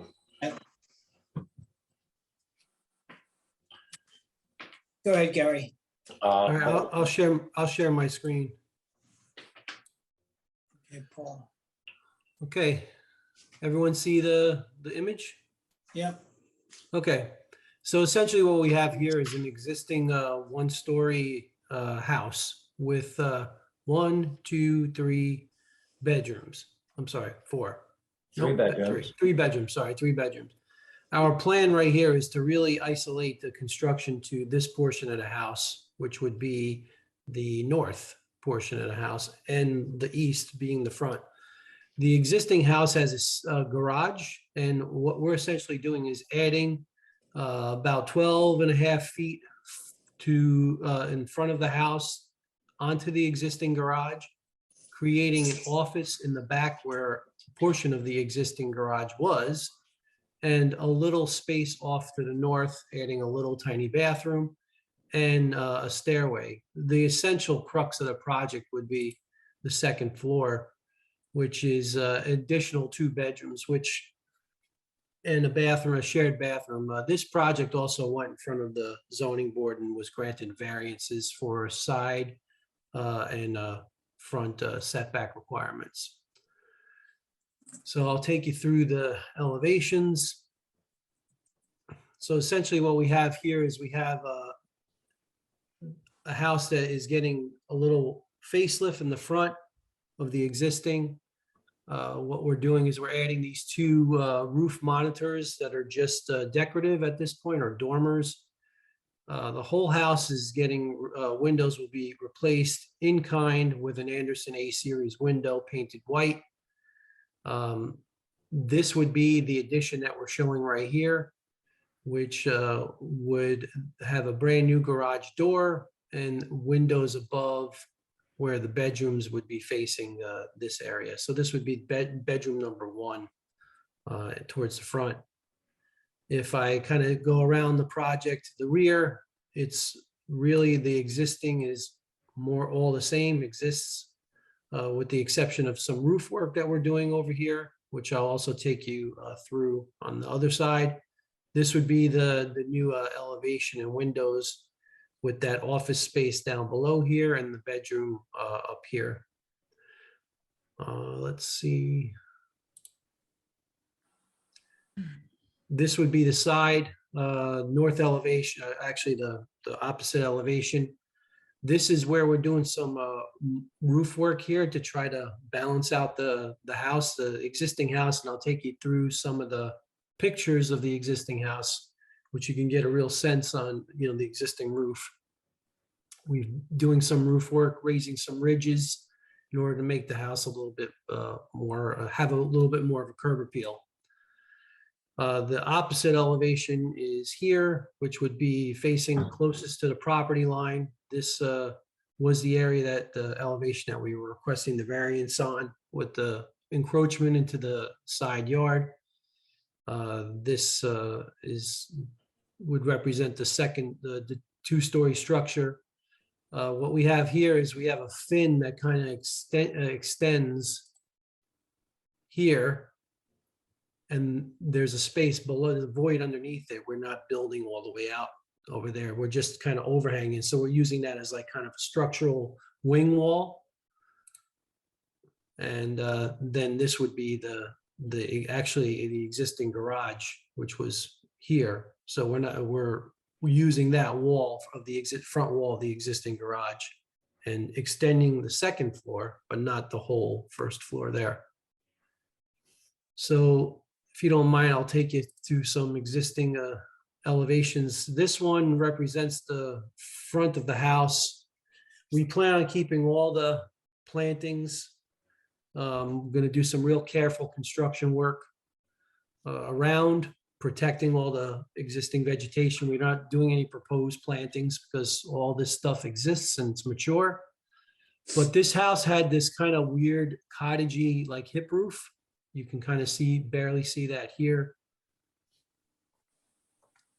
And it was really kind of wonky with our design. So we made some modifications to that. This is the existing rear of the house. So we intend on keeping all the same exterior trims, exterior siding, replacing windows in kind. This is the existing rear elevation, which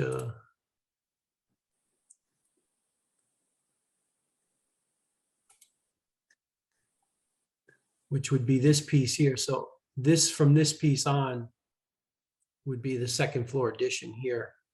You really can't get a sense of the garage because of some of the plantings that are there now.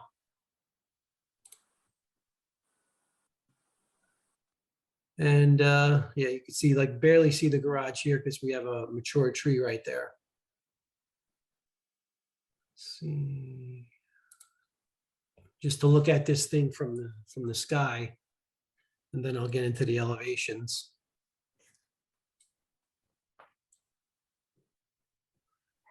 So this, like I said, all exists. We're doing a brand new septic system.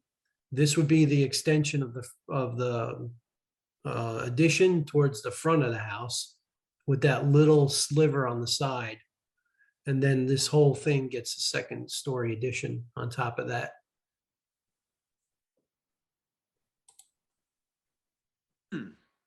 So. What are the materials? It's going to be a 1x8 V groove cedar. The existing house has that, so we're going to just kind of match that up. But you show in some of your elevations horizontal, and then in your renderings you're showing vertical.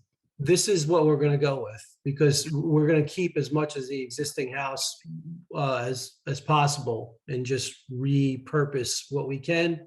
And then the new will have all this stuff. So the goal would be that it would all be stained the same color and repainted, because obviously some of that V groove hasn't been painted since 1974 when the house was built. But our intention, my apologies on the elevations, but the intention is to keep it here, the existing vertical, because that's the way the house is done. I would recommend that since the elevations are inaccurate, that we should vote to postpone. Anyone else feel that? Yes, so let's do this. I'm sorry, I just, let me get video back on. Yeah, so let's talk for a moment about the architecture, if there are any issues about that. And yes, Sarah is 100% right. And so, yeah, I'd request that that you resubmit the elevations to match the rendering, since that's your intent. But let's talk anything, comments on the architecture of the structure. Yes, it doesn't belong in the village of Southampton. That the materials, the patterns, the fenestration, the shed dormer with the horizontal window. I just don't think that tinkering is going to make this acceptable. No, and the addition is just way out of scale. It looks like, oh God, I don't know, a warehouse maybe? It's awful. You've got to relate it to what's there in some way. I can't say anymore. John, Mark? I'm in agreement. I mean, to start, the addition is so overwhelming to the house, but yet the garage door is so small for the addition that or so large at the same time, but absolutely no decoration to it, that it doesn't look like a village house. I think the dormers are so heavy, and you've got this really heavy trim around these little tiny windows. And you've taken what wasn't interesting and made it uninteresting by the door choice you have, and then the pediment over the door, just all the way around it. It does not hold together as a design scheme. I agree. Very, very articulate way of putting it, Mark. Yes. And it's not thought out that you have this void on the north elevation there. Just means you haven't really coordinated your first and your second floor. You need to spend a lot more time in the design. Fenestration, balance, and proportion, especially on the addition. The backside of the addition is odd with that wide, narrow window. It's just, yeah, this needs to be rethought. Are the dormers in the front, you said they were ornamental, so. Yes, they're ornamental, yep. I'm just wondering if it might look nicer just to eliminate them altogether and just have a straight roof line there. But I agree that the garage seems to be oversized compared to what currently exists. And yeah, if you go to one above, it just seems a bit out of scale with the rest of the house. But the house currently exists, so therefore. I'm going to give you a piece of advice in the addition.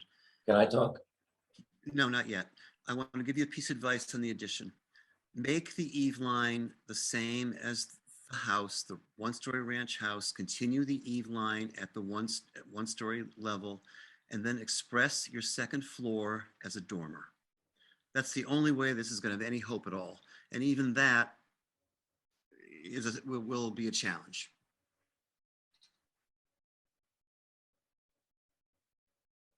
Can I talk now?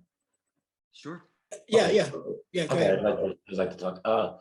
So what we did here, we started out with trying to create one thing, an office and more bedrooms for the family to have more space. There are wetlands in the rear of this property.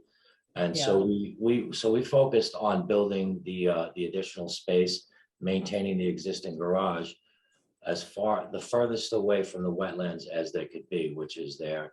We're not questioning. Okay, I'm gonna get to that. All right, please.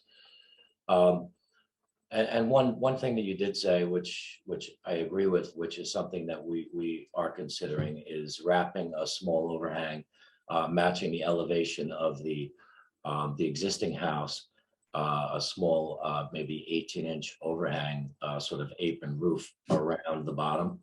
Okay, that's a good suggestion. I do agree that what shows anyway on the rendering can look to be the trim around the windows could look to be oversized. That could be scaled down. And as we designed this addition here, we did realize that it was a little out of scale for the existing house, which is why this shows the existing house roof line is raised from what you saw in the photos of the house to bring it more into scale. So, I mean, I do appreciate some of the feedback. Okay. And, I think we should end this because your drawings aren't complete, you know, they're inconsistent. You got to come back. You've heard very preliminary feedback. It's been mostly negative. And I hope that you will come back with a more thought out design. Good. Okay, so you're requesting an adjournment? Yes. Great, I second that. Okay, great. Thank you, gentlemen. And we can take a vote. And so, well, just before any public comment, I don't, if there's There are any, no hands up. yeah, if there's any public out there, get a life. But in any event, so yes, thank you for putting that forward. It's been seconded. All in favor? Aye. Aye. Great. Aye. Thanks, guys. If you can, we require that if there are any changes submitted, that they be the Thursday before the meeting. So if you want to go to January 10th, we could do that. Okay. Anyway, I will see you in a couple of weeks. Okay, thank you. All right, thanks. All right, next application of Eric Ruttenberg at 96 Captain's Neck Lane for a 2-story addition.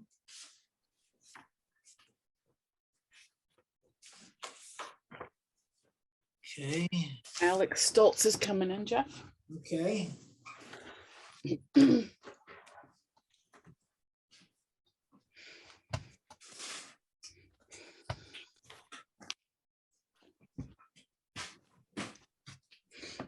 Just hang in there, guys. The chairman's getting some things together. Okay, yeah. All righty. Can you hear us? Yes. Great. Good evening. I'm William Schultz, architect, 48 Main Street. I'm the architect representing the application of Eric Ruttenberg, whose property is located on the east side of Captain's Neck Lane, number 96 in our zoning district, for approval for the board to construct a new single-story addition as shown on the plans submitted. Would it be possible to show our screen, share our screen? Okay, now this is a new application. We have affidavits there in order. We do, thank you.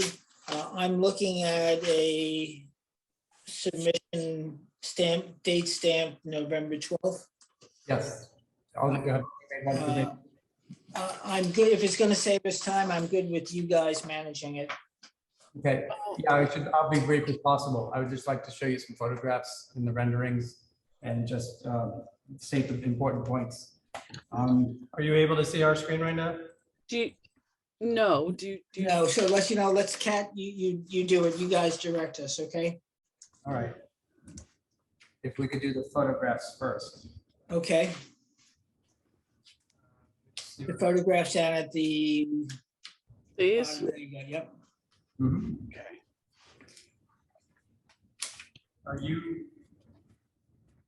Is it possible for us to do it or are you doing it?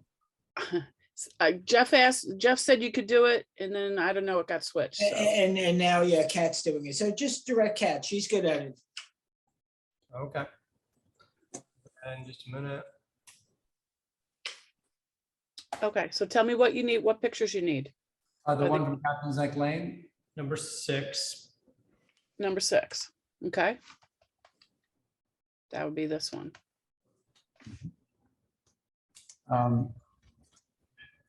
Might be faster if we do it.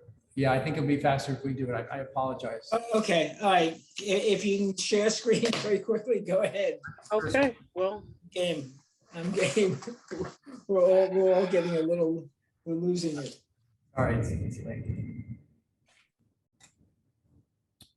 Okay, can you see it now? Yep. Yeah. Okay, so that's this is the property at 96 Captain's Neck Lane, as seen from Captain's Neck Lane. If you're looking beyond the tree that you see, this is the entrance to a number of properties. The property that we're proposing the addition on is to the right as you enter these, as you come through the brick piers. This is the view from Barnett Street, which is across the way. And as you can see, that there's a holly hedge that's quite tall and screens the property from Captain's Neck Lane pretty well. If you go down to the existing house.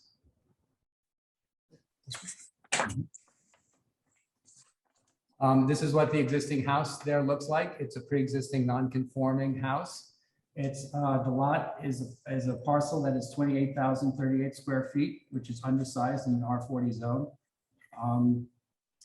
The existing house is, there's two front yards. One front yard is Captain's Lake Lane and the other front yard is the private road on the property. So therefore we are restricted to 260-foot setbacks on an undersized lot. The front yard on the west and the front yard on the north. Can you see the site plan? Yes. So the house is hatched, the existing house is hatched, and the permitted building envelope for this lot is shown, which is 24 feet wide and it's 150 feet long. The 4/10 rule applies because we're undersized in the R40 zone. The house, in order to keep it, which we would like to do and not go for any variances, is a one-story house, and it is in a pre-existing non-conforming front yard, which is his private drive to the other lots on that he owns. Yes, if you go to the aerial now, you can see where 96 Captain's Neck Lane is from the air, and the private road directly below the house is a private road into the property. The main house is in the back, and there's a guest house on the other lot in the front. So when this addition is built, you'll be looking at the field across the way. And if you notice the property line on the south side of the existing house, there's a very tall wall of cedars and skip laurel. So it's pretty thick and pretty dense and pretty solid. Oh, and one last thing, as we had this up on the screen, the trees and the lands, as you enter the property, there's a tree to the right which screens the house. That will remain. The large trees which show on the survey, which are noted on the survey, will also remain, which is this large one in the center and the large one in the back. The trees that are behind the house and the plantings around the house will also be to some extent reinstated after the renovation is done. In addition, so the lot is very private.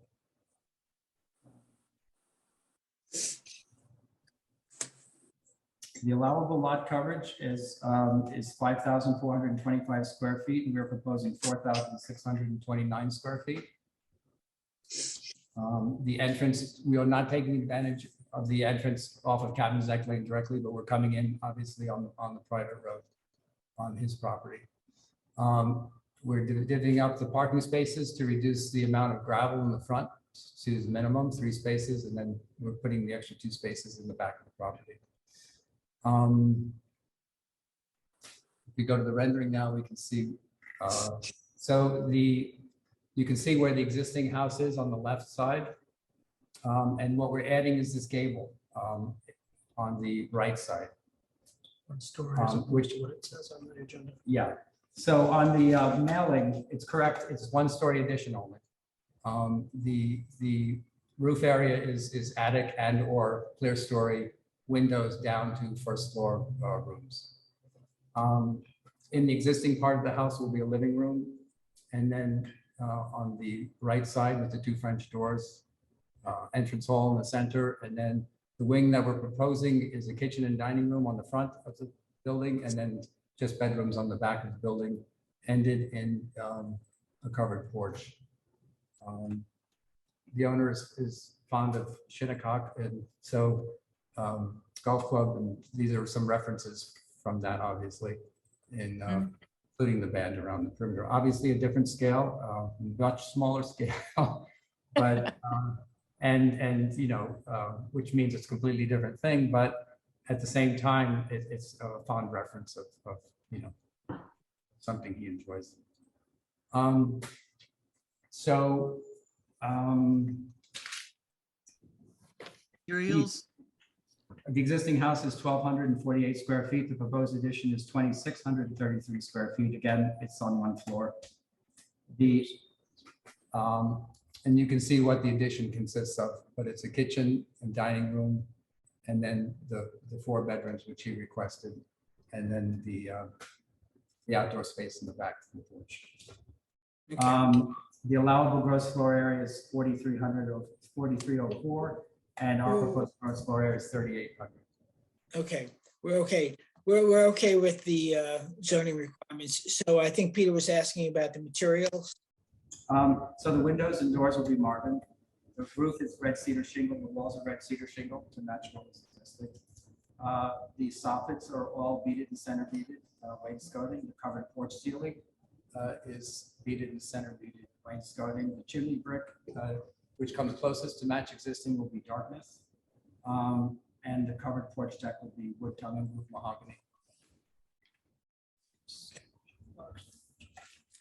All right, board members' comments? If you, conscious- I'm sorry. Looks, it's, you know, it's a nice looking. Yeah. Yeah, I think it's fine. I like the idea of a sprawling ranch-like house. Yeah. I think it looks fun. Yeah, it's a cute treatment, if that applies, but yeah, it's nice. Again, we're trying to keep it as low as possible and as one story, and yeah, as least of an impact as it can have. I kind of like the reference to the Shinnecock golf course. Really gets kind of. Yeah, it's good. Okay. Any public comment? There were no hands up, Jeff. Okay, so board members, unless there are any objections, I would move that we approve the application of Eric Ruttenberg, 96 Captain's Neck Lane for 2-story addition based on the plan submitted. 1-story addition, sorry. 1-story addition based on the plans date stamped November 12th. Second. Okay, all in favor? Aye. Okay, great. All right, thank you, gentlemen. Very much. Have a great holiday. You too. Thanks.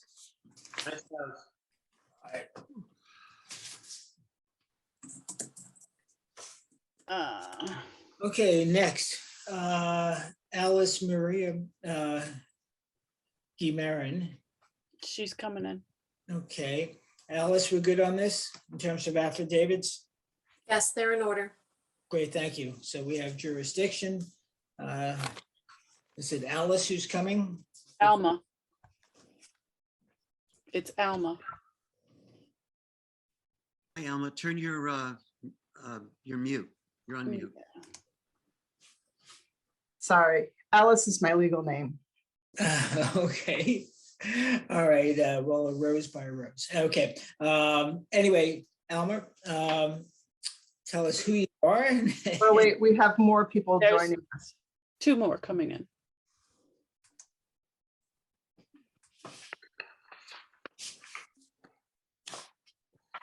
Okay, Kyle is in and Perry's coming in.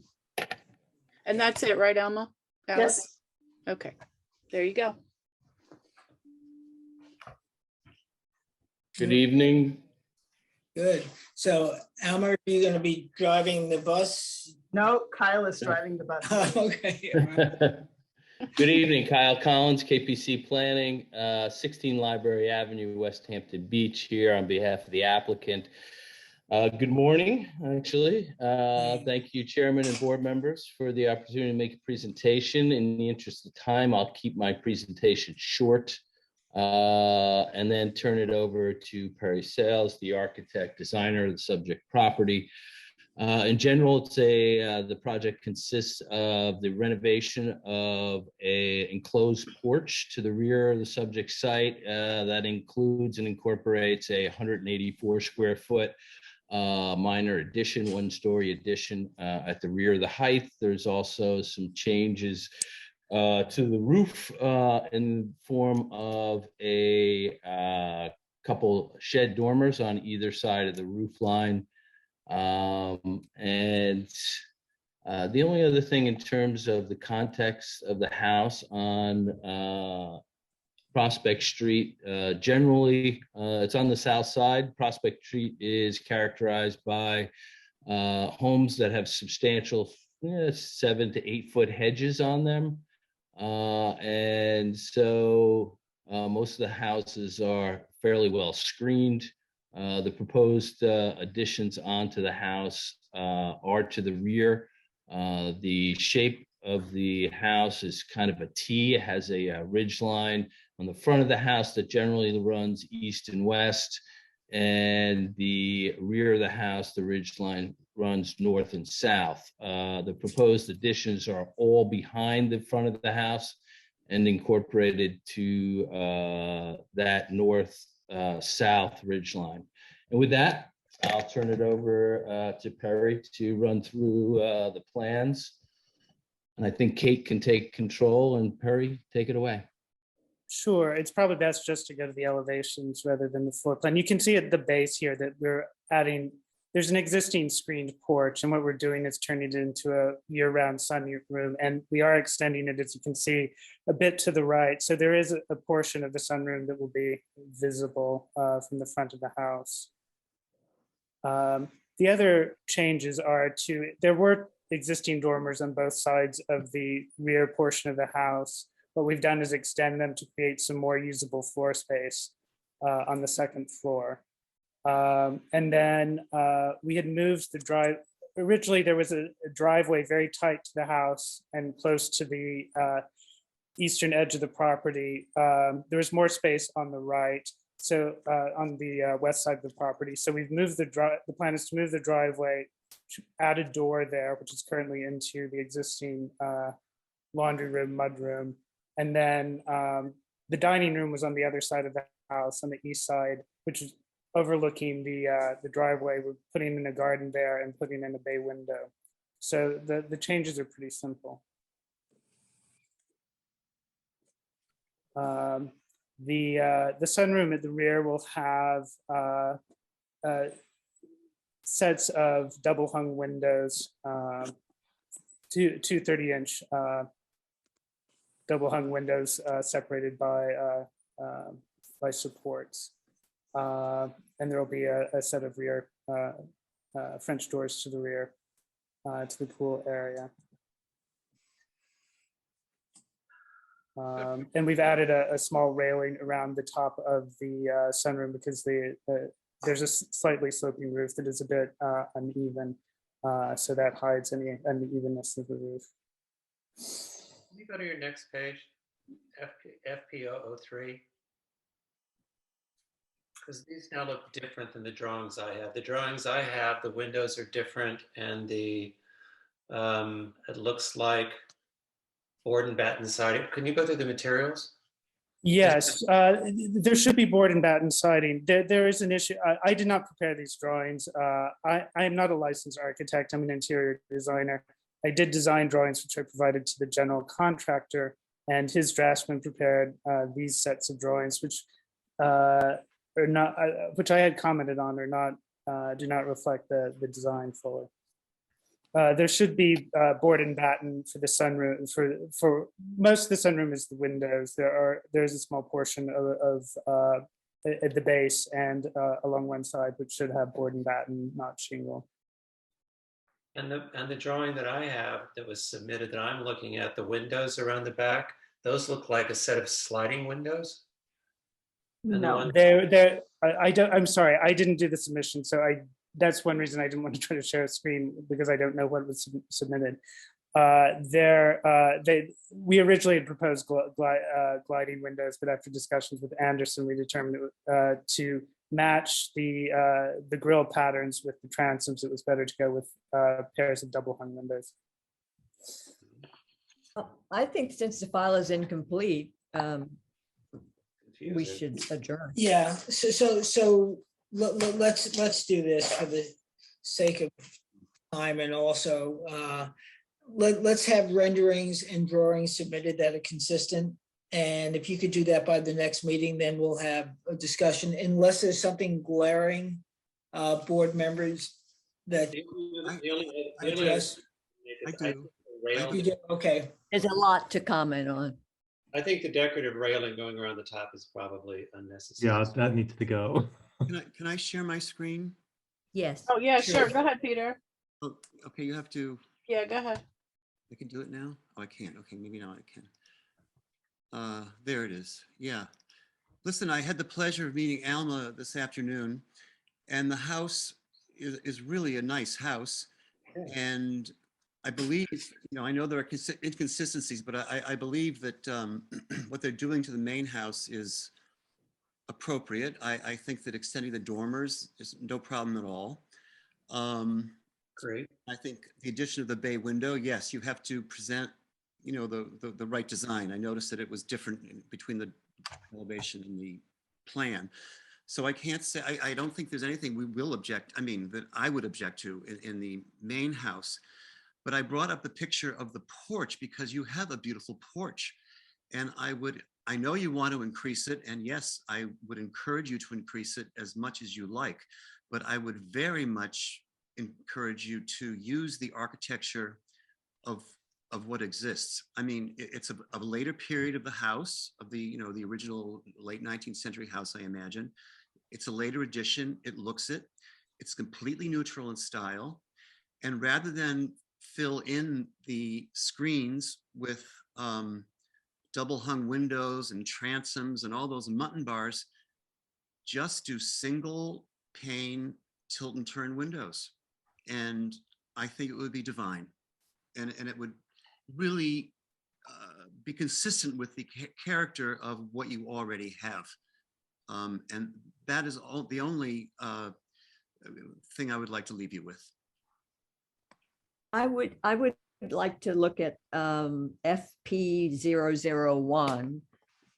I know the renderings aren't accurate, but I find the roof slope and then the jut that you have over the window to be very awkward. Maybe it's just on the rendering.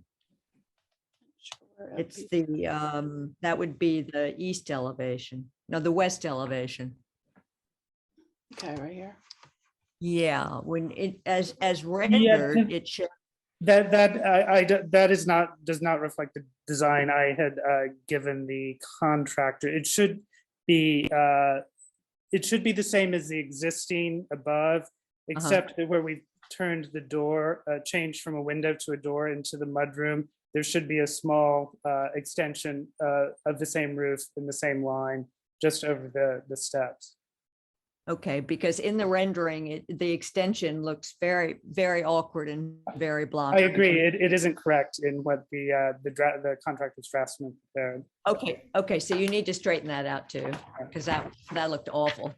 Yes, I agree. Thank you. Okay. Other comments?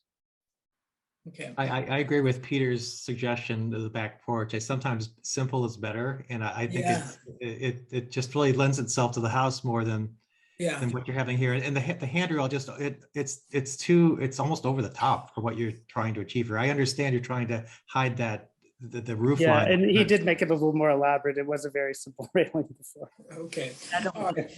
So let me I'll perfunctorily ask for any public comments.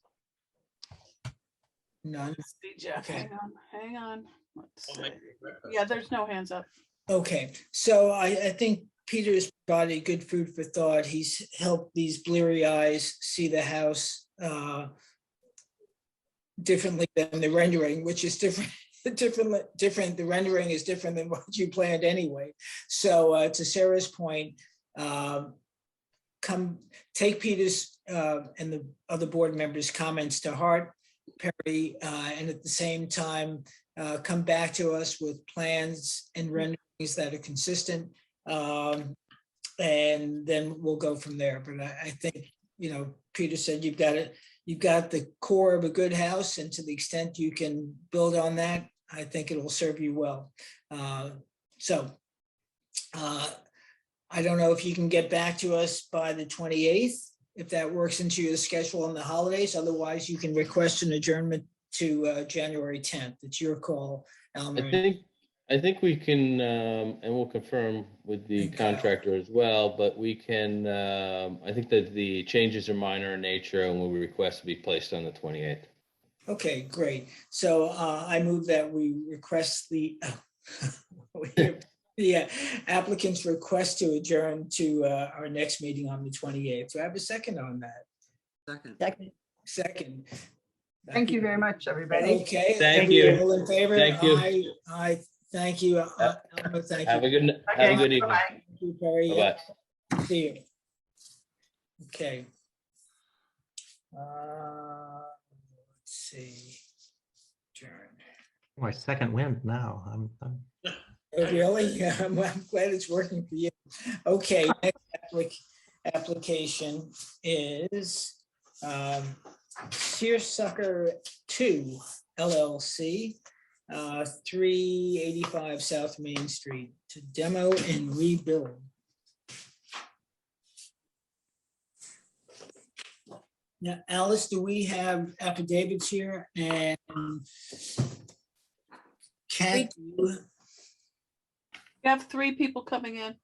And Kat, do you have submissions for this? Which one is it? Searsucker 2 LLC, 385 South Main. I don't. That's one of the ones I don't have. Yeah. Do board members, do you have any hard copies? Hard copy. Yeah. Huh. I have hard copies. You do, huh? Maybe I put it into a different folder. Well, it was originally supposed to be I thought a preliminary. Oh, okay, yeah, so maybe I have it elsewhere. Okay, so may the applicant please step forward. Hello, I'm Stephen Chrisman. I'll be heading up our team tonight. Okay. I'm from Ferguson Schmavian Architects of New York. Along with me tonight is Connor Moran from our office, landscape architect Perry Guillot, and our land use attorney, David Gilmartin. Together, we represent the applicant for the design of a new house at 385 South Main Street. Could we have permission to use the screen, to share the screen? Yeah, since we don't have it, yep. Okay, all right, very good. We'll put the drawings up. I'd like to start on the landscape plan. So this is our landscape plan. So we're located, new house is located on the corner of South Main and Gin Lane. It's about a little, slightly over a 2-acre site. The site is well screened from both streets. Existing hedges and perimeter trees are to remain. The new house is set back from South Main Street by a little under 140 feet at its nearest point, and 82 feet from Gin Lane. The historic driveway down in the corner, this is maintained with the historic brick piers that are located on either side of the gates. The new driveway for the site is a reduction of the existing paved and parking area. So it's smaller than what's there currently. And the front door of the house faces south and directly onto the driveway and parking area.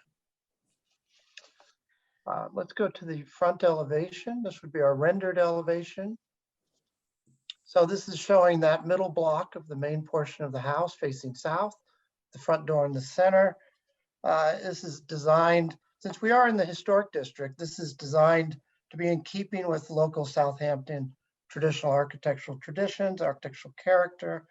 We're utilizing natural shingle walls, shingle roof, brick chimneys, painted trim, painted windows, and shutters. Right. So let me just interrupt for a second. So you said something which I was scratching my head at. Is this not within the historic district, or is it? I mentioned that, yes, it is in the historic district. It's in the Village Historic District. Jeff, we actually approved the demo of the old house in January of this year. Right, I remember. It's just that the it should Because should have been heard earlier.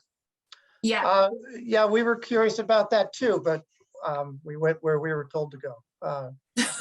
Okay, and I'm sorry, I did not pick it up, but I should have. So, okay, because, all right, so let's go through what you have and then we'll correct it for the next meeting. Okay, very good. Thank you. So this is the front elevation.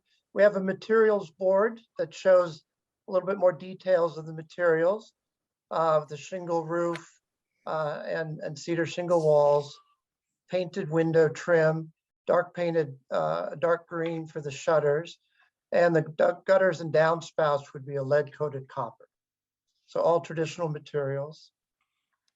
And then we can go through quickly the other elevations that are not rendered. On the top is the north elevation. So it's similar to the south, but faces in towards the center of the site. The bottom drawing is the south elevation, which the middle portion of the left-hand portion was rendered, and it shows the kitchen wing. And then we'll go to the next page. The top elevation is the west. So this is essentially a porch and dormers above. And then the bottom drawing is the east elevation, which is another porch attached to the kitchen wing. And so we've shown these with the oblique portion shaded a little bit in lighter color, focusing on what you actually see from north, east, and west. And then, I mean, that's essentially the exteriors. We could go through the floor plans, but we also have some exterior gates to present. So I don't know if you want to do that separately and take comments on the building itself, or should I present the gates as well?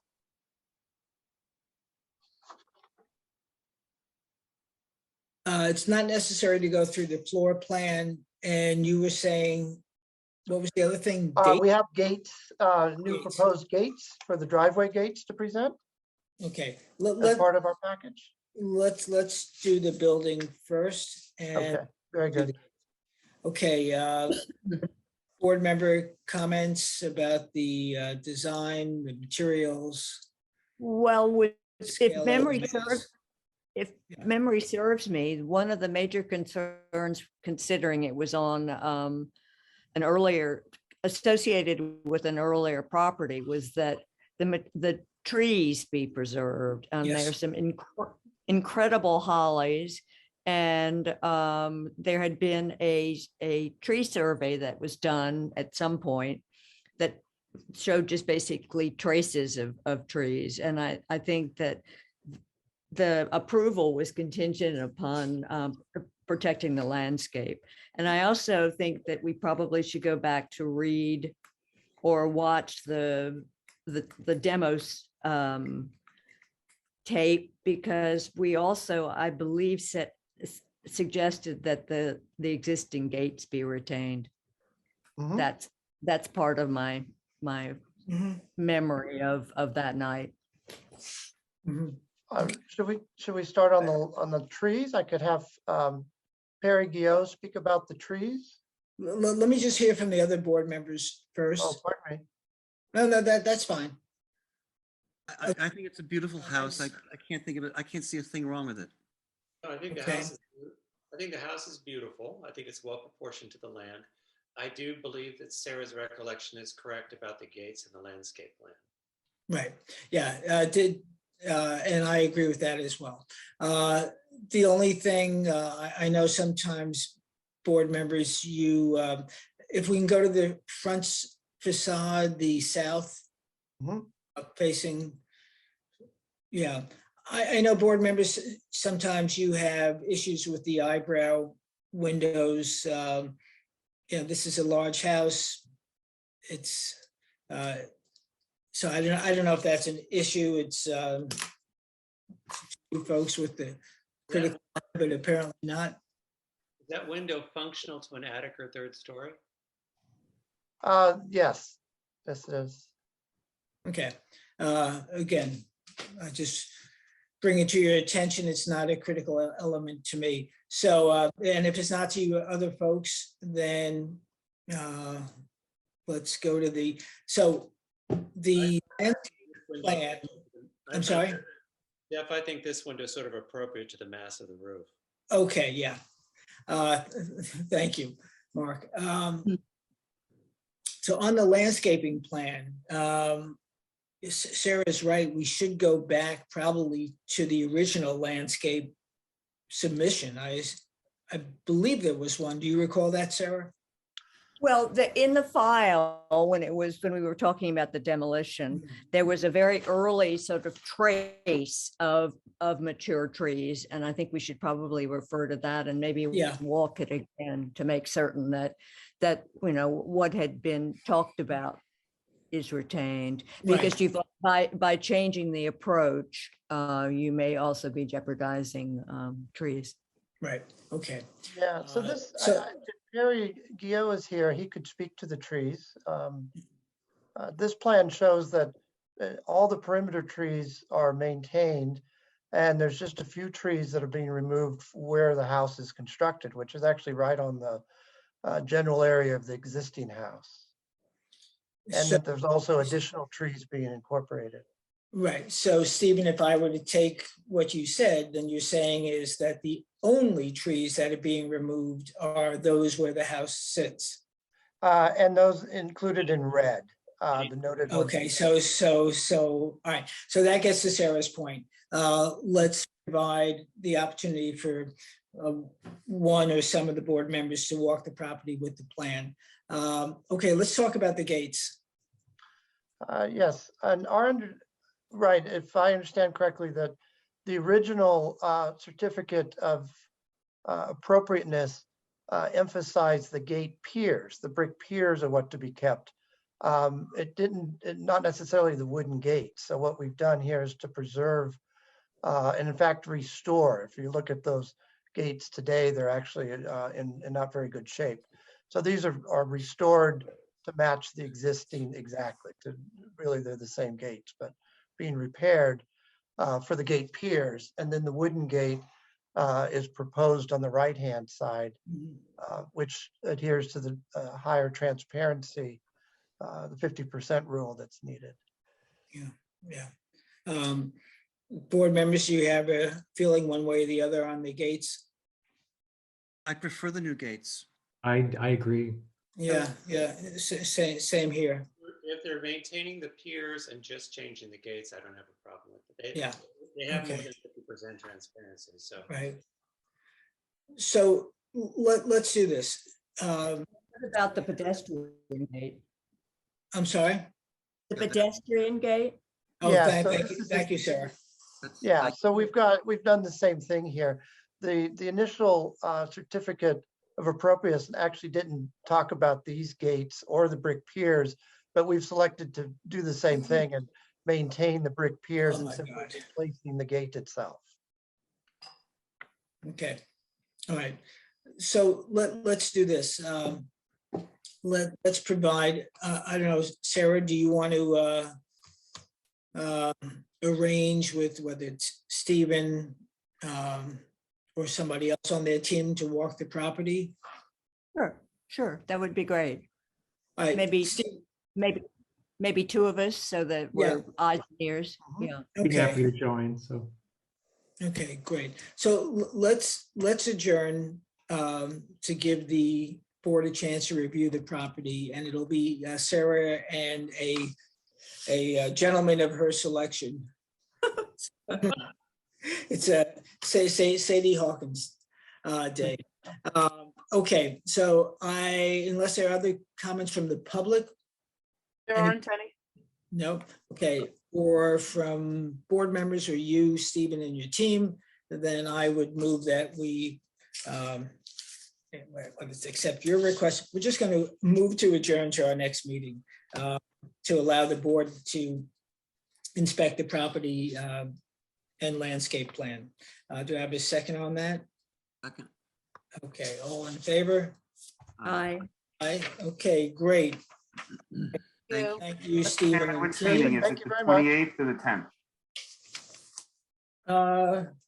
You're recall, let's see, I don't know, Sarah, you were around and, Yeah, I'm here. okay. So David, it's really whatever you guys can arrange. Well, I'm around, so I'll be happy to take the board members out there unless Okay, so Perry's we'll adjourn around to too. He's the our- landscape architect, but we'll have somebody available. to take board Great. members Okay. up. I'll be here. I'm We'll take happy the 28th. to Okay, do anything great. I can. I'll be around. Okay, great. Thank you, David. Thank you, Okay, Stephen. thank you very much, everyone. Good night. Thank you. Take care. Hey. Okay, I think we voted on that, right? It appeared so. Okay, great. Okay. So skipping over the bathing corp, which we reviewed, Kevin Ansari, 306 Hill Street. Now, is that also, is 306 outside of the historic district? Jackie, do you know? I'm not certain about that one. You know what? I'm not 100% sure, though.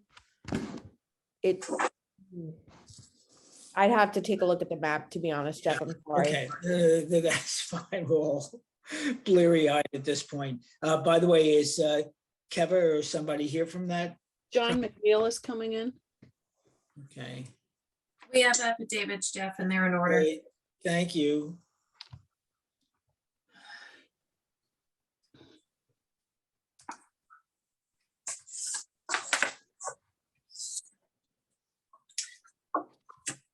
Okay, John is in, Jeff. Okay. All right. All right. And we got that. And we got that. Okay. So, John, introduce yourself, please. How you doing? My name is John McNeil. I'm the architect for Kiva, Kevin Ansari. I have an office at 321 Riverside Drive, Riverhead, New York. We are presenting a second floor addition and interior alterations to an existing single story dwelling on Hill Street. Okay, go ahead and take us through the elevations. Yep. So if we can go to the other set, I'll start with those if that's okay. Like this? Yep, sheet 5. Yep. So the front or north elevation is the elevation that you're going to see as you come down the easement into the property. The original entrance was slightly to the left of that the first section of structure there, but we moved it to the side for ease of entrance and to allow for stair circulation and such. The facade materials are a white painted cedar shingle. The windows are cold black aluminum with wood on the inside. All windows and doors would be trimmed out in a white PVC, and all the other architectural bracketry details, corbels, frieze, and all the other trim boards would be PVC trim as well. The second floor addition was meant to stay within the footprint of the existing, with the exception of the cantilever on the north elevation to allow for an appropriate sized bedroom on the second floor. On the back, my client wanted to add French doors so that the back of the house could be opened up to the pool and to the patio to bring the inside and the outside together. Can we go to the other elevations? Wrong one? Yep, that's perfect. On the west elevation, the right side is the entrance. We wanted to do a curved roof over that just to provide some protection from, rain and the elements. With a circular window, the interior of that space is full height, clear story, and open to the back of the house. So we've provided, additional windows and such to open up the back of the house for entertainment and just to bring light in, etc. On the other elevation, those are the bedrooms. So we went with some clear story transom style windows to bring light into the bedrooms and allow for wall space for furniture, etc.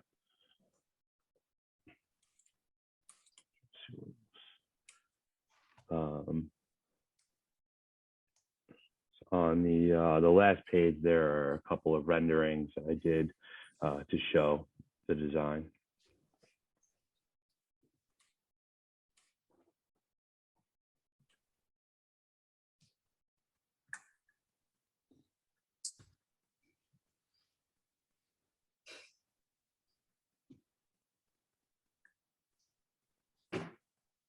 Well.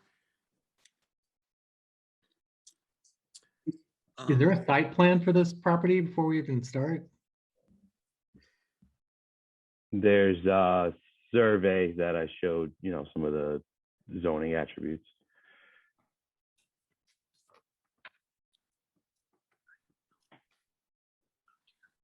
Yeah, there's a site plan. I think that the vocabulary that you've used has nothing to do with anything that is present on Hill Street or in the vicinity. And the use of extensive PVC on Hill Street, I don't see how I could approve this as designed. Okay.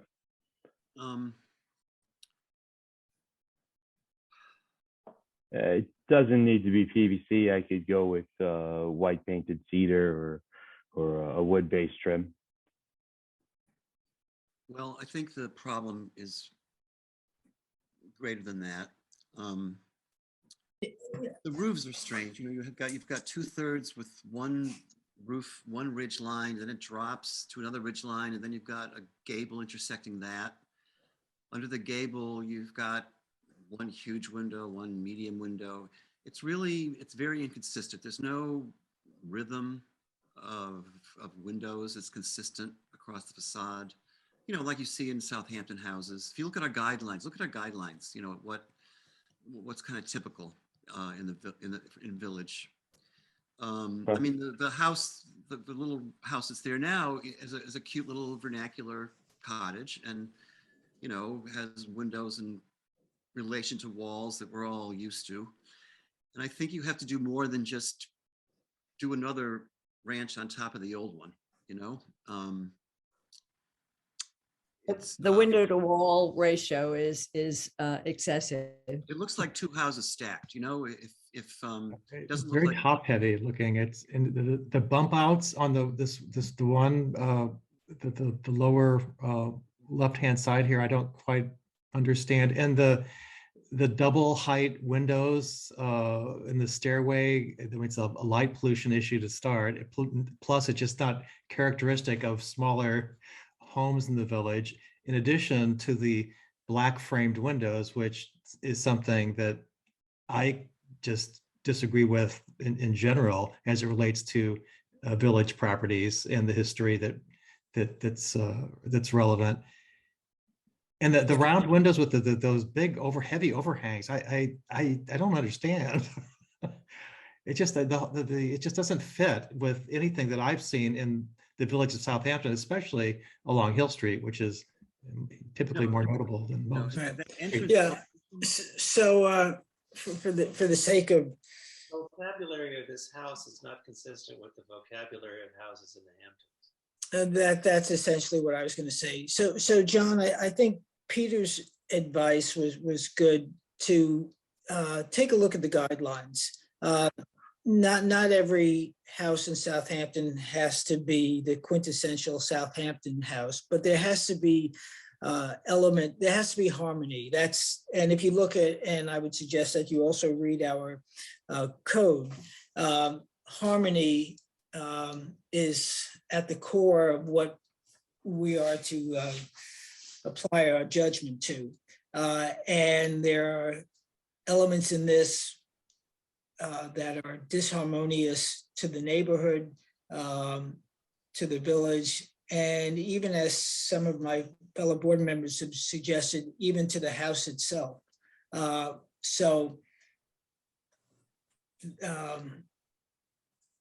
would suggest, again, looking at the guidelines and the houses, and I'm going to check and whether it's in the historic district or not, it's not in harmony, as my board members have said.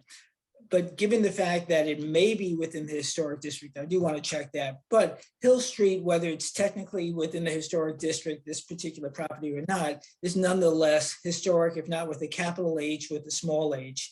And this, what you're proposing, might be suitable somewhere else, but not in that venue.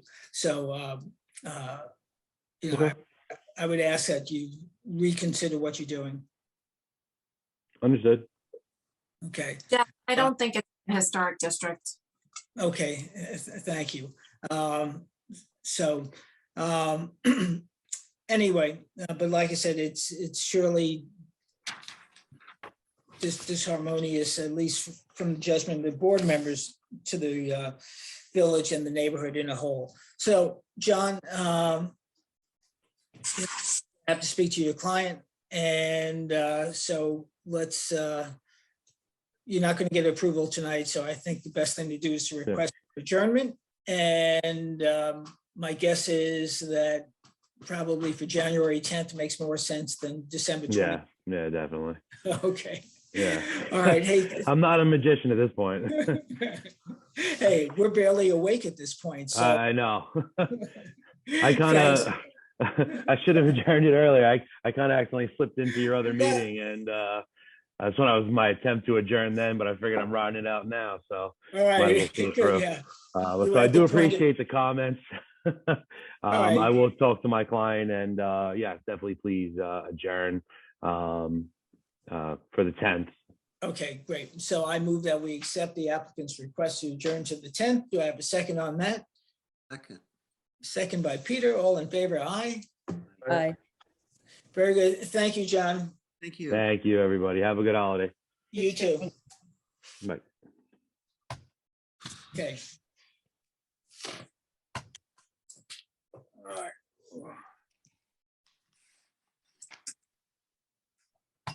Okay, next, Apogee Building Company, LLC, 134 Corrigan Street. How are we doing on affidavits? We have them, they're in order. Okay, great. Brian Glassier's coming in. Okay.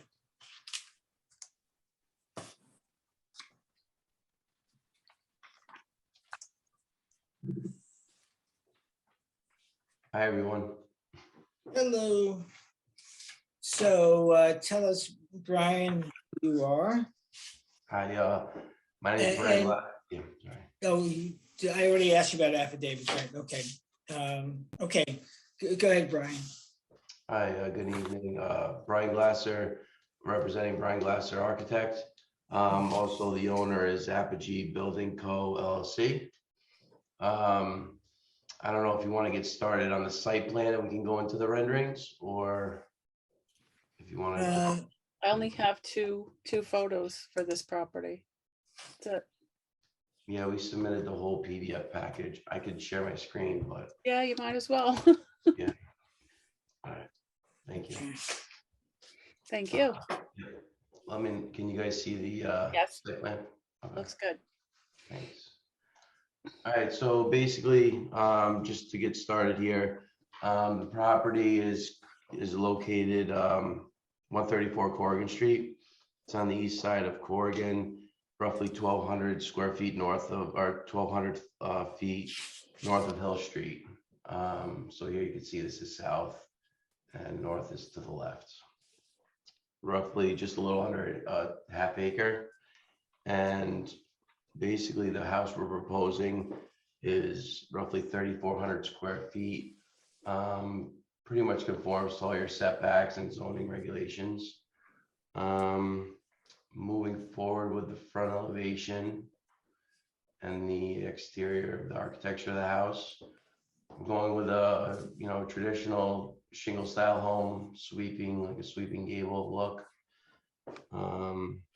Starting off at the chimney at the top, we're going to be going with a brick veneer, which is a Danish blend by Glengarry, clay pot flue.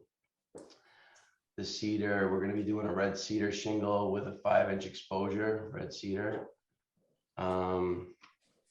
We also have lead coated copper gutters and leaders, lead coated copper decorative front portico. All the trim details are going to be a PVC primed and painted gray, like a lighter gray tone. Some of the other things to note, we are going to be doing Marvin Ultimate windows with a brick mold casing. And that's also going to be a gray color to match the window, the trim details. Also, we're going to have bluestone patios in the front and the back. Going to the renderings, can you see this rendering or no? Let me stop sharing. Let me share this again. Hold on. Do all the renderings here. So here's the rendering of the front elevation. I'm just kind of showing all the colors and textures. I also have a rear elevation showing the pergola, kind of more natural tones and textures. In the back patio. And that's pretty much what I have in my presentation. We're also, just to talk about the, in the backyard, we're gonna have a 20 by 40 in-ground pool. We do have a 2-car attached garage. And that's pretty much it.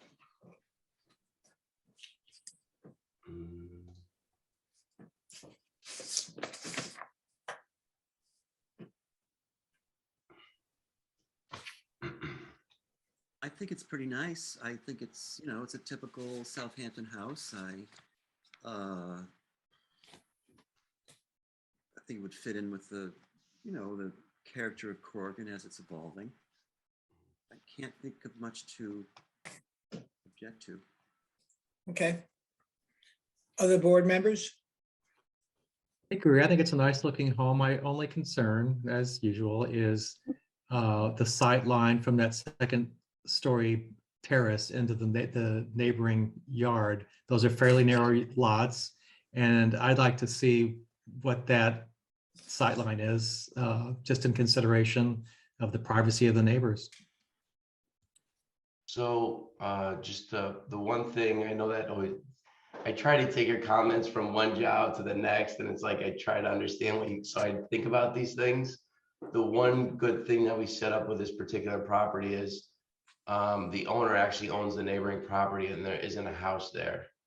And I try to minimize the actual area of that deck as best as possible for large gatherings. Obviously, there's not going to be a large gathering. It's a smaller deck. The footprint's smaller than it is below, and you can only really access off the master. So those are things that I did take into account.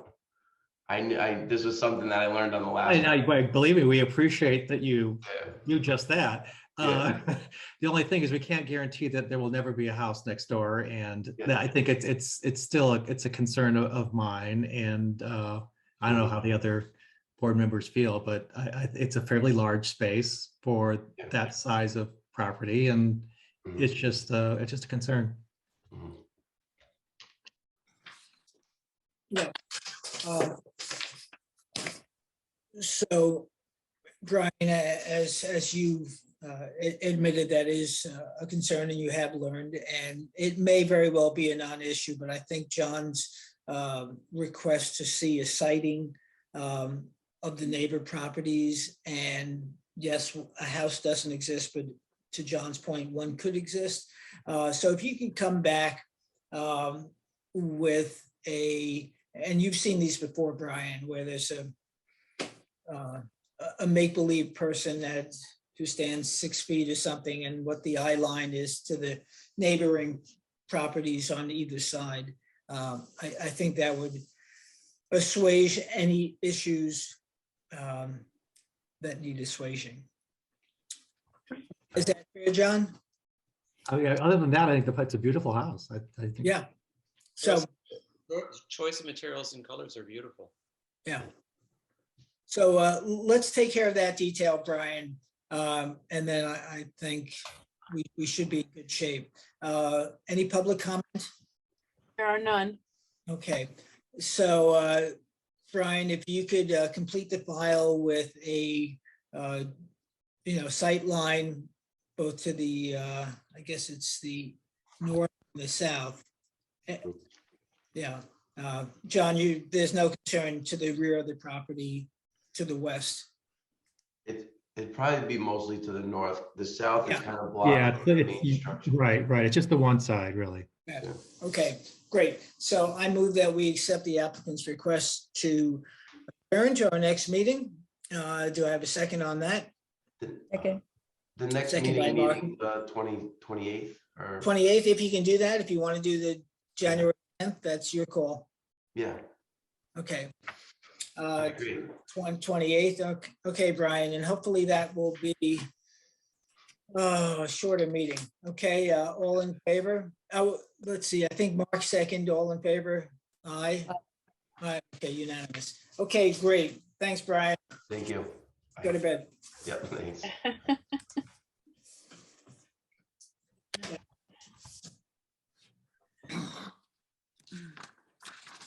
Okay.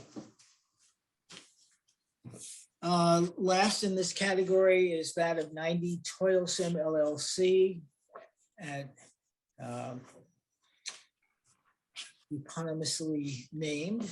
So it's at 90 Toilsome. A new, Jeff, I can't help you with pictures on this one. okay. Do we have affidavits on this? Yes, and they are in order. Okay. Okay, so who is representing McAlpine, the Max? Anybody there? Oh. Okay, Like you have Good an morning. angel on your shoulder. And okay. So Greg, tell us who you are and who you're representing and where you're based. I'm Greg Tankersley with McAlpin Architects in New York, and I'm representing Jacqueline and Roger Mack at 90 Toilsome. And might I share screen? Yes. These are submitted already, sir? Yes, Thank you. this is exactly what we submitted. Okay. I'll start with the site plan. This is Toilsome Lane right here. We are entering roughly in the middle of the property. There's a large hedge that surrounds this entire property. Entering roughly in the middle of the property into a little motor court where we have some parking under some peach trees right here. There is a little single-story, one-car carriage house that is out front that is connected to the house with a porte cochere.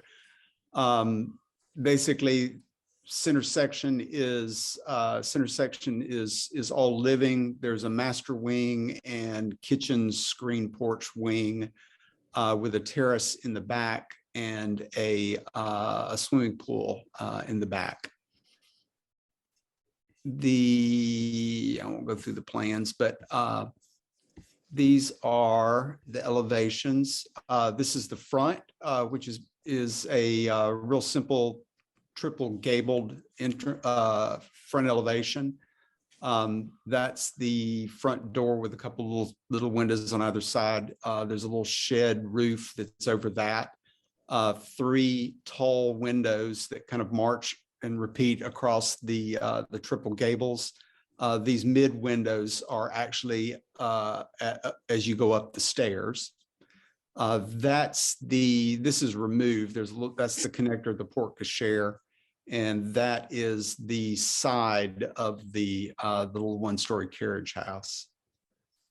This is one side of the house, so you can see the porte cochere right here. That's the one-story carriage house, and really tried real hard to kind of break up the massing of the house. So it's a conglomeration of smaller massings of buildings, and that's the screen porch on the back. The rear of the house has a center gable that's very similar to what's on the front, but more glassy on the back. And then the screen porch in the master wing, those gables step back down. And then that is the other side of the house. And you can see the little one-story carriage house that'll have just one car. And then that's the porte cochere.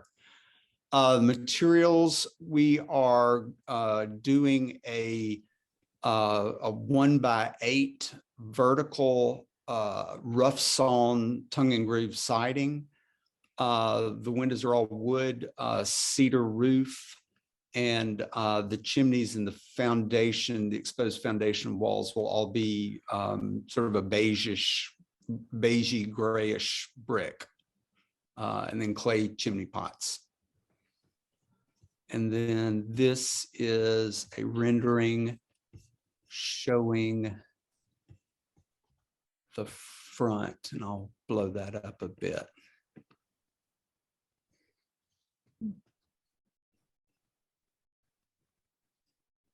It shows the 3 gables that as they march across the front of the house, and then the little one-story carriage house.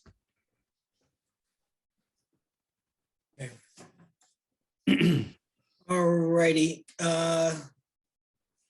Comments, Peter, you live on that street. I'll let you comment first.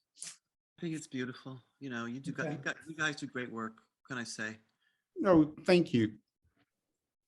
I have a concern about the garage. Does that count as a front yard accessory building in a non-waterfront lot?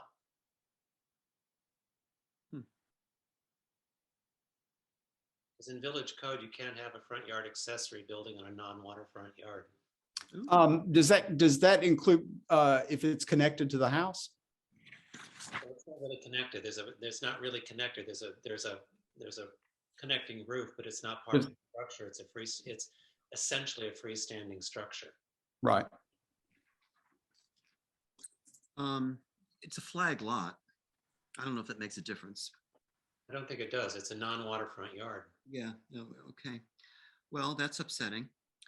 Although it is within the front yard. I mean, it's beyond the front yard setback. I think we need to look at village code on it. Okay. Can you see the survey again, please?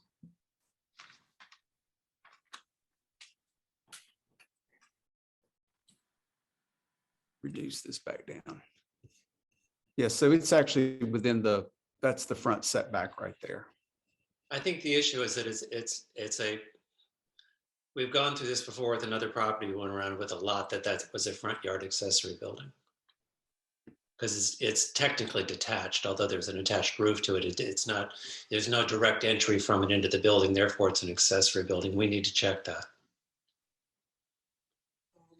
The house itself is gorgeous. All your work is gorgeous. Thank you. All right. So did you know the distance of the rear of the house to the property that's just to the, I guess it's at the south or the? My concern being there's a lot of glass in the back of the house, and the light pollution issue for surrounding homes would be a concern of mine. That's why I think it's important to somehow gauge that distance. Well, the glassy part of the house is actually set back into, there's a courtyard in the back. So that part is set back, and I don't know, I don't have the drawings in front of me, so I can't tell you a dimension, but it's. Yeah, honestly, I would have the same issue with with the front of the house as well. There's a lot of tall. I mean, it's a beautiful house, but there's a lot of tall windows that can project light into adjoining properties. So.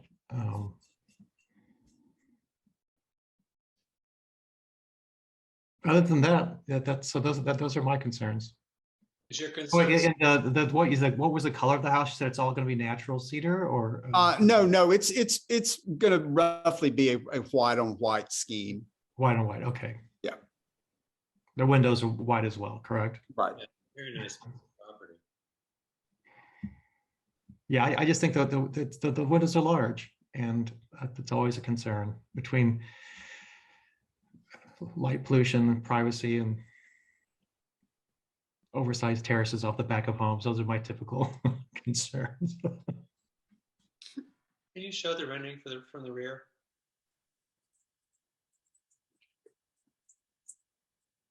Thank you.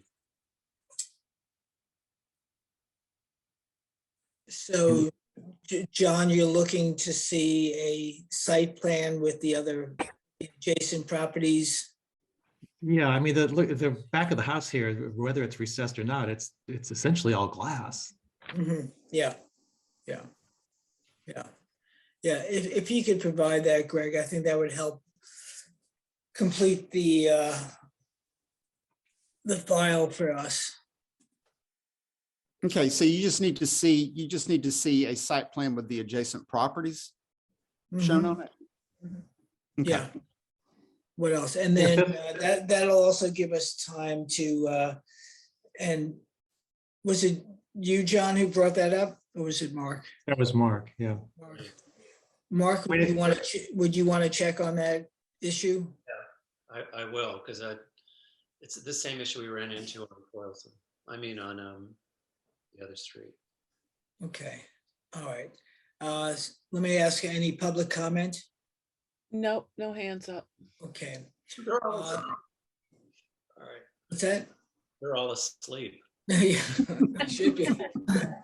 There's 3 people left. All right, the diehards. It's just us chickens. Yeah, so, Right. all right, so Greg, let's adjourn to our next meeting, which will give us time to, 1, check the code issue that Mark brought up, and 2, for you to supply us with a wider view of the site plan. And if the next meeting is the 28th, so if you can do it by then. I can easily do it by then. Okay, I figured as much. So, okay, I move that we accept the applicant's request to adjourn to our next meeting. Do I have a second on that? Second. Second by Sarah. All in favor, aye? Aye. Great, all right. Thank you, Greg. All right, thanks, guys. Thank you. Thank you. All right. Hey, Mark, the code provision is 116-9A3. More time? 116-9A3. Okay. It's the same issue we ran into before. Yeah. Remember? Good catch. Also on Toilsome. Okay. All right, we have 3 driveway gates and 3 people left. So Leroy and Tandy Mitchell at 21 Cherry Court, please come on down. Good evening, John Bennett for the applicant. Oh, John, gee. Come Hi, on. how are you? You're still here. Here he went to a movie. I went home though. Yeah. You saw Gone with the Wind and came back as long as. All right. So John, we know who you are. We know where you live, and you're representing the. Yes, the applicant. I think this does what everyone requested. This is at the end of a very quiet street. We brought the transparent part of it up to 58.2% and lowered the pillars as per the request. So hopefully that does it. I can't, let me just go to my minutes. No, you have the wrong, Wrong one? you have the wrong Okay. one. Well, There was Yeah, the that's wrong what I one. thought. Yeah, That'll do it for me. Wait, I do have another. yeah, Let's sorry. see. Revised gate. Let's see. And why is that? Now it says the same method that I have. I'm sorry. This one is 12.8 right here. Okay, hold on. Dimensions. Hold on. Yeah. Come back here. Dun, dun, dun, dun, dun. Is this the one? Yeah, 50, I'm just trying to, yeah, 50, that's it, 58.2, and we lowered right. we lowered the column by the foot. Yep, you came down to 6, you increased the transparency, yep. Their winner chicken dinner. Oh, 12.8. and John, there was also the issue, if I recall, about Yeah, we took it away. the gooseneck. We took it away. Okay, so there's no gooseneck, no external mechanism. So column. Okay, what is it? Light? No, it's, one of the pads that you drive over. Okay. I don't know what your experience is, but most of the time those gates are all set to open up for anybody. It's just like exactly. I think at this point the deer have these. Them to be, and then they're not. Yeah. All right. So without further public comment, and I assume there's nobody else out there in the public, right? Right. I don't see any hands up. There's 2 more people though. Okay. Or gates. So I move that we accept the applicant's, submission, approve the applicant's submission. I have date stamped December 10th. Do I have a second on that? Yep. Second by John, all in favor, aye? Aye. Good. John, John. Merry Christmas. Go to All bed. right. Yeah, we'll see you. We'll see you. Thanks, Thank John. you. Take Thank care. You too, guys. All right. Okay. The ultimate, nope, never mind. The number one. Anyway, the next to last. John Quitward, Quitward, at 102 White Street for driveway gates. I have a Claudia Lemire and a Kevin Wells in, but I don't know, their hands aren't up. Okay. Any ideas, you guys? Are they still there, or they just have their computers on? I wouldn't know, to tell you the truth. I just see the names. Yeah, what I do think this was Halcyon Lodge who's presenting this, if I'm not mistaken. Or not Halcyon Lodge, I'm sorry, Halcyon Gates. I don't know why, it's late. Yeah. Yeah, no, Halcyon Lodge is. Halcyon Gates. I'm not seeing them. Halcyon Lodge probably has a bed. Okay. Adjourn without prejudice to 12:28. Yeah. Yeah, this is the gate for the one you're talking about right here. Okay, is there anybody out there that is speaking for this application? Yeah, all right, so we will adjourn without prejudice for non-appearance. I don't even think we have to move. Do we have to make a motion on that? Alice? No. Okay, so that just gets carried forward. Next application for this evening is Karen Williams at 127 Wickapog Road. Is there somebody representing Karen Williams? No hands are going up. No. Okay.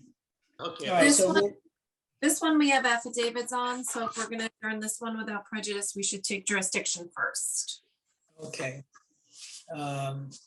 Okay, so yeah, you said the affidavits are, you have, and they're in order, we have jurisdiction, therefore I move that we adjourn without prejudice the application of Karen Williams to our next meeting.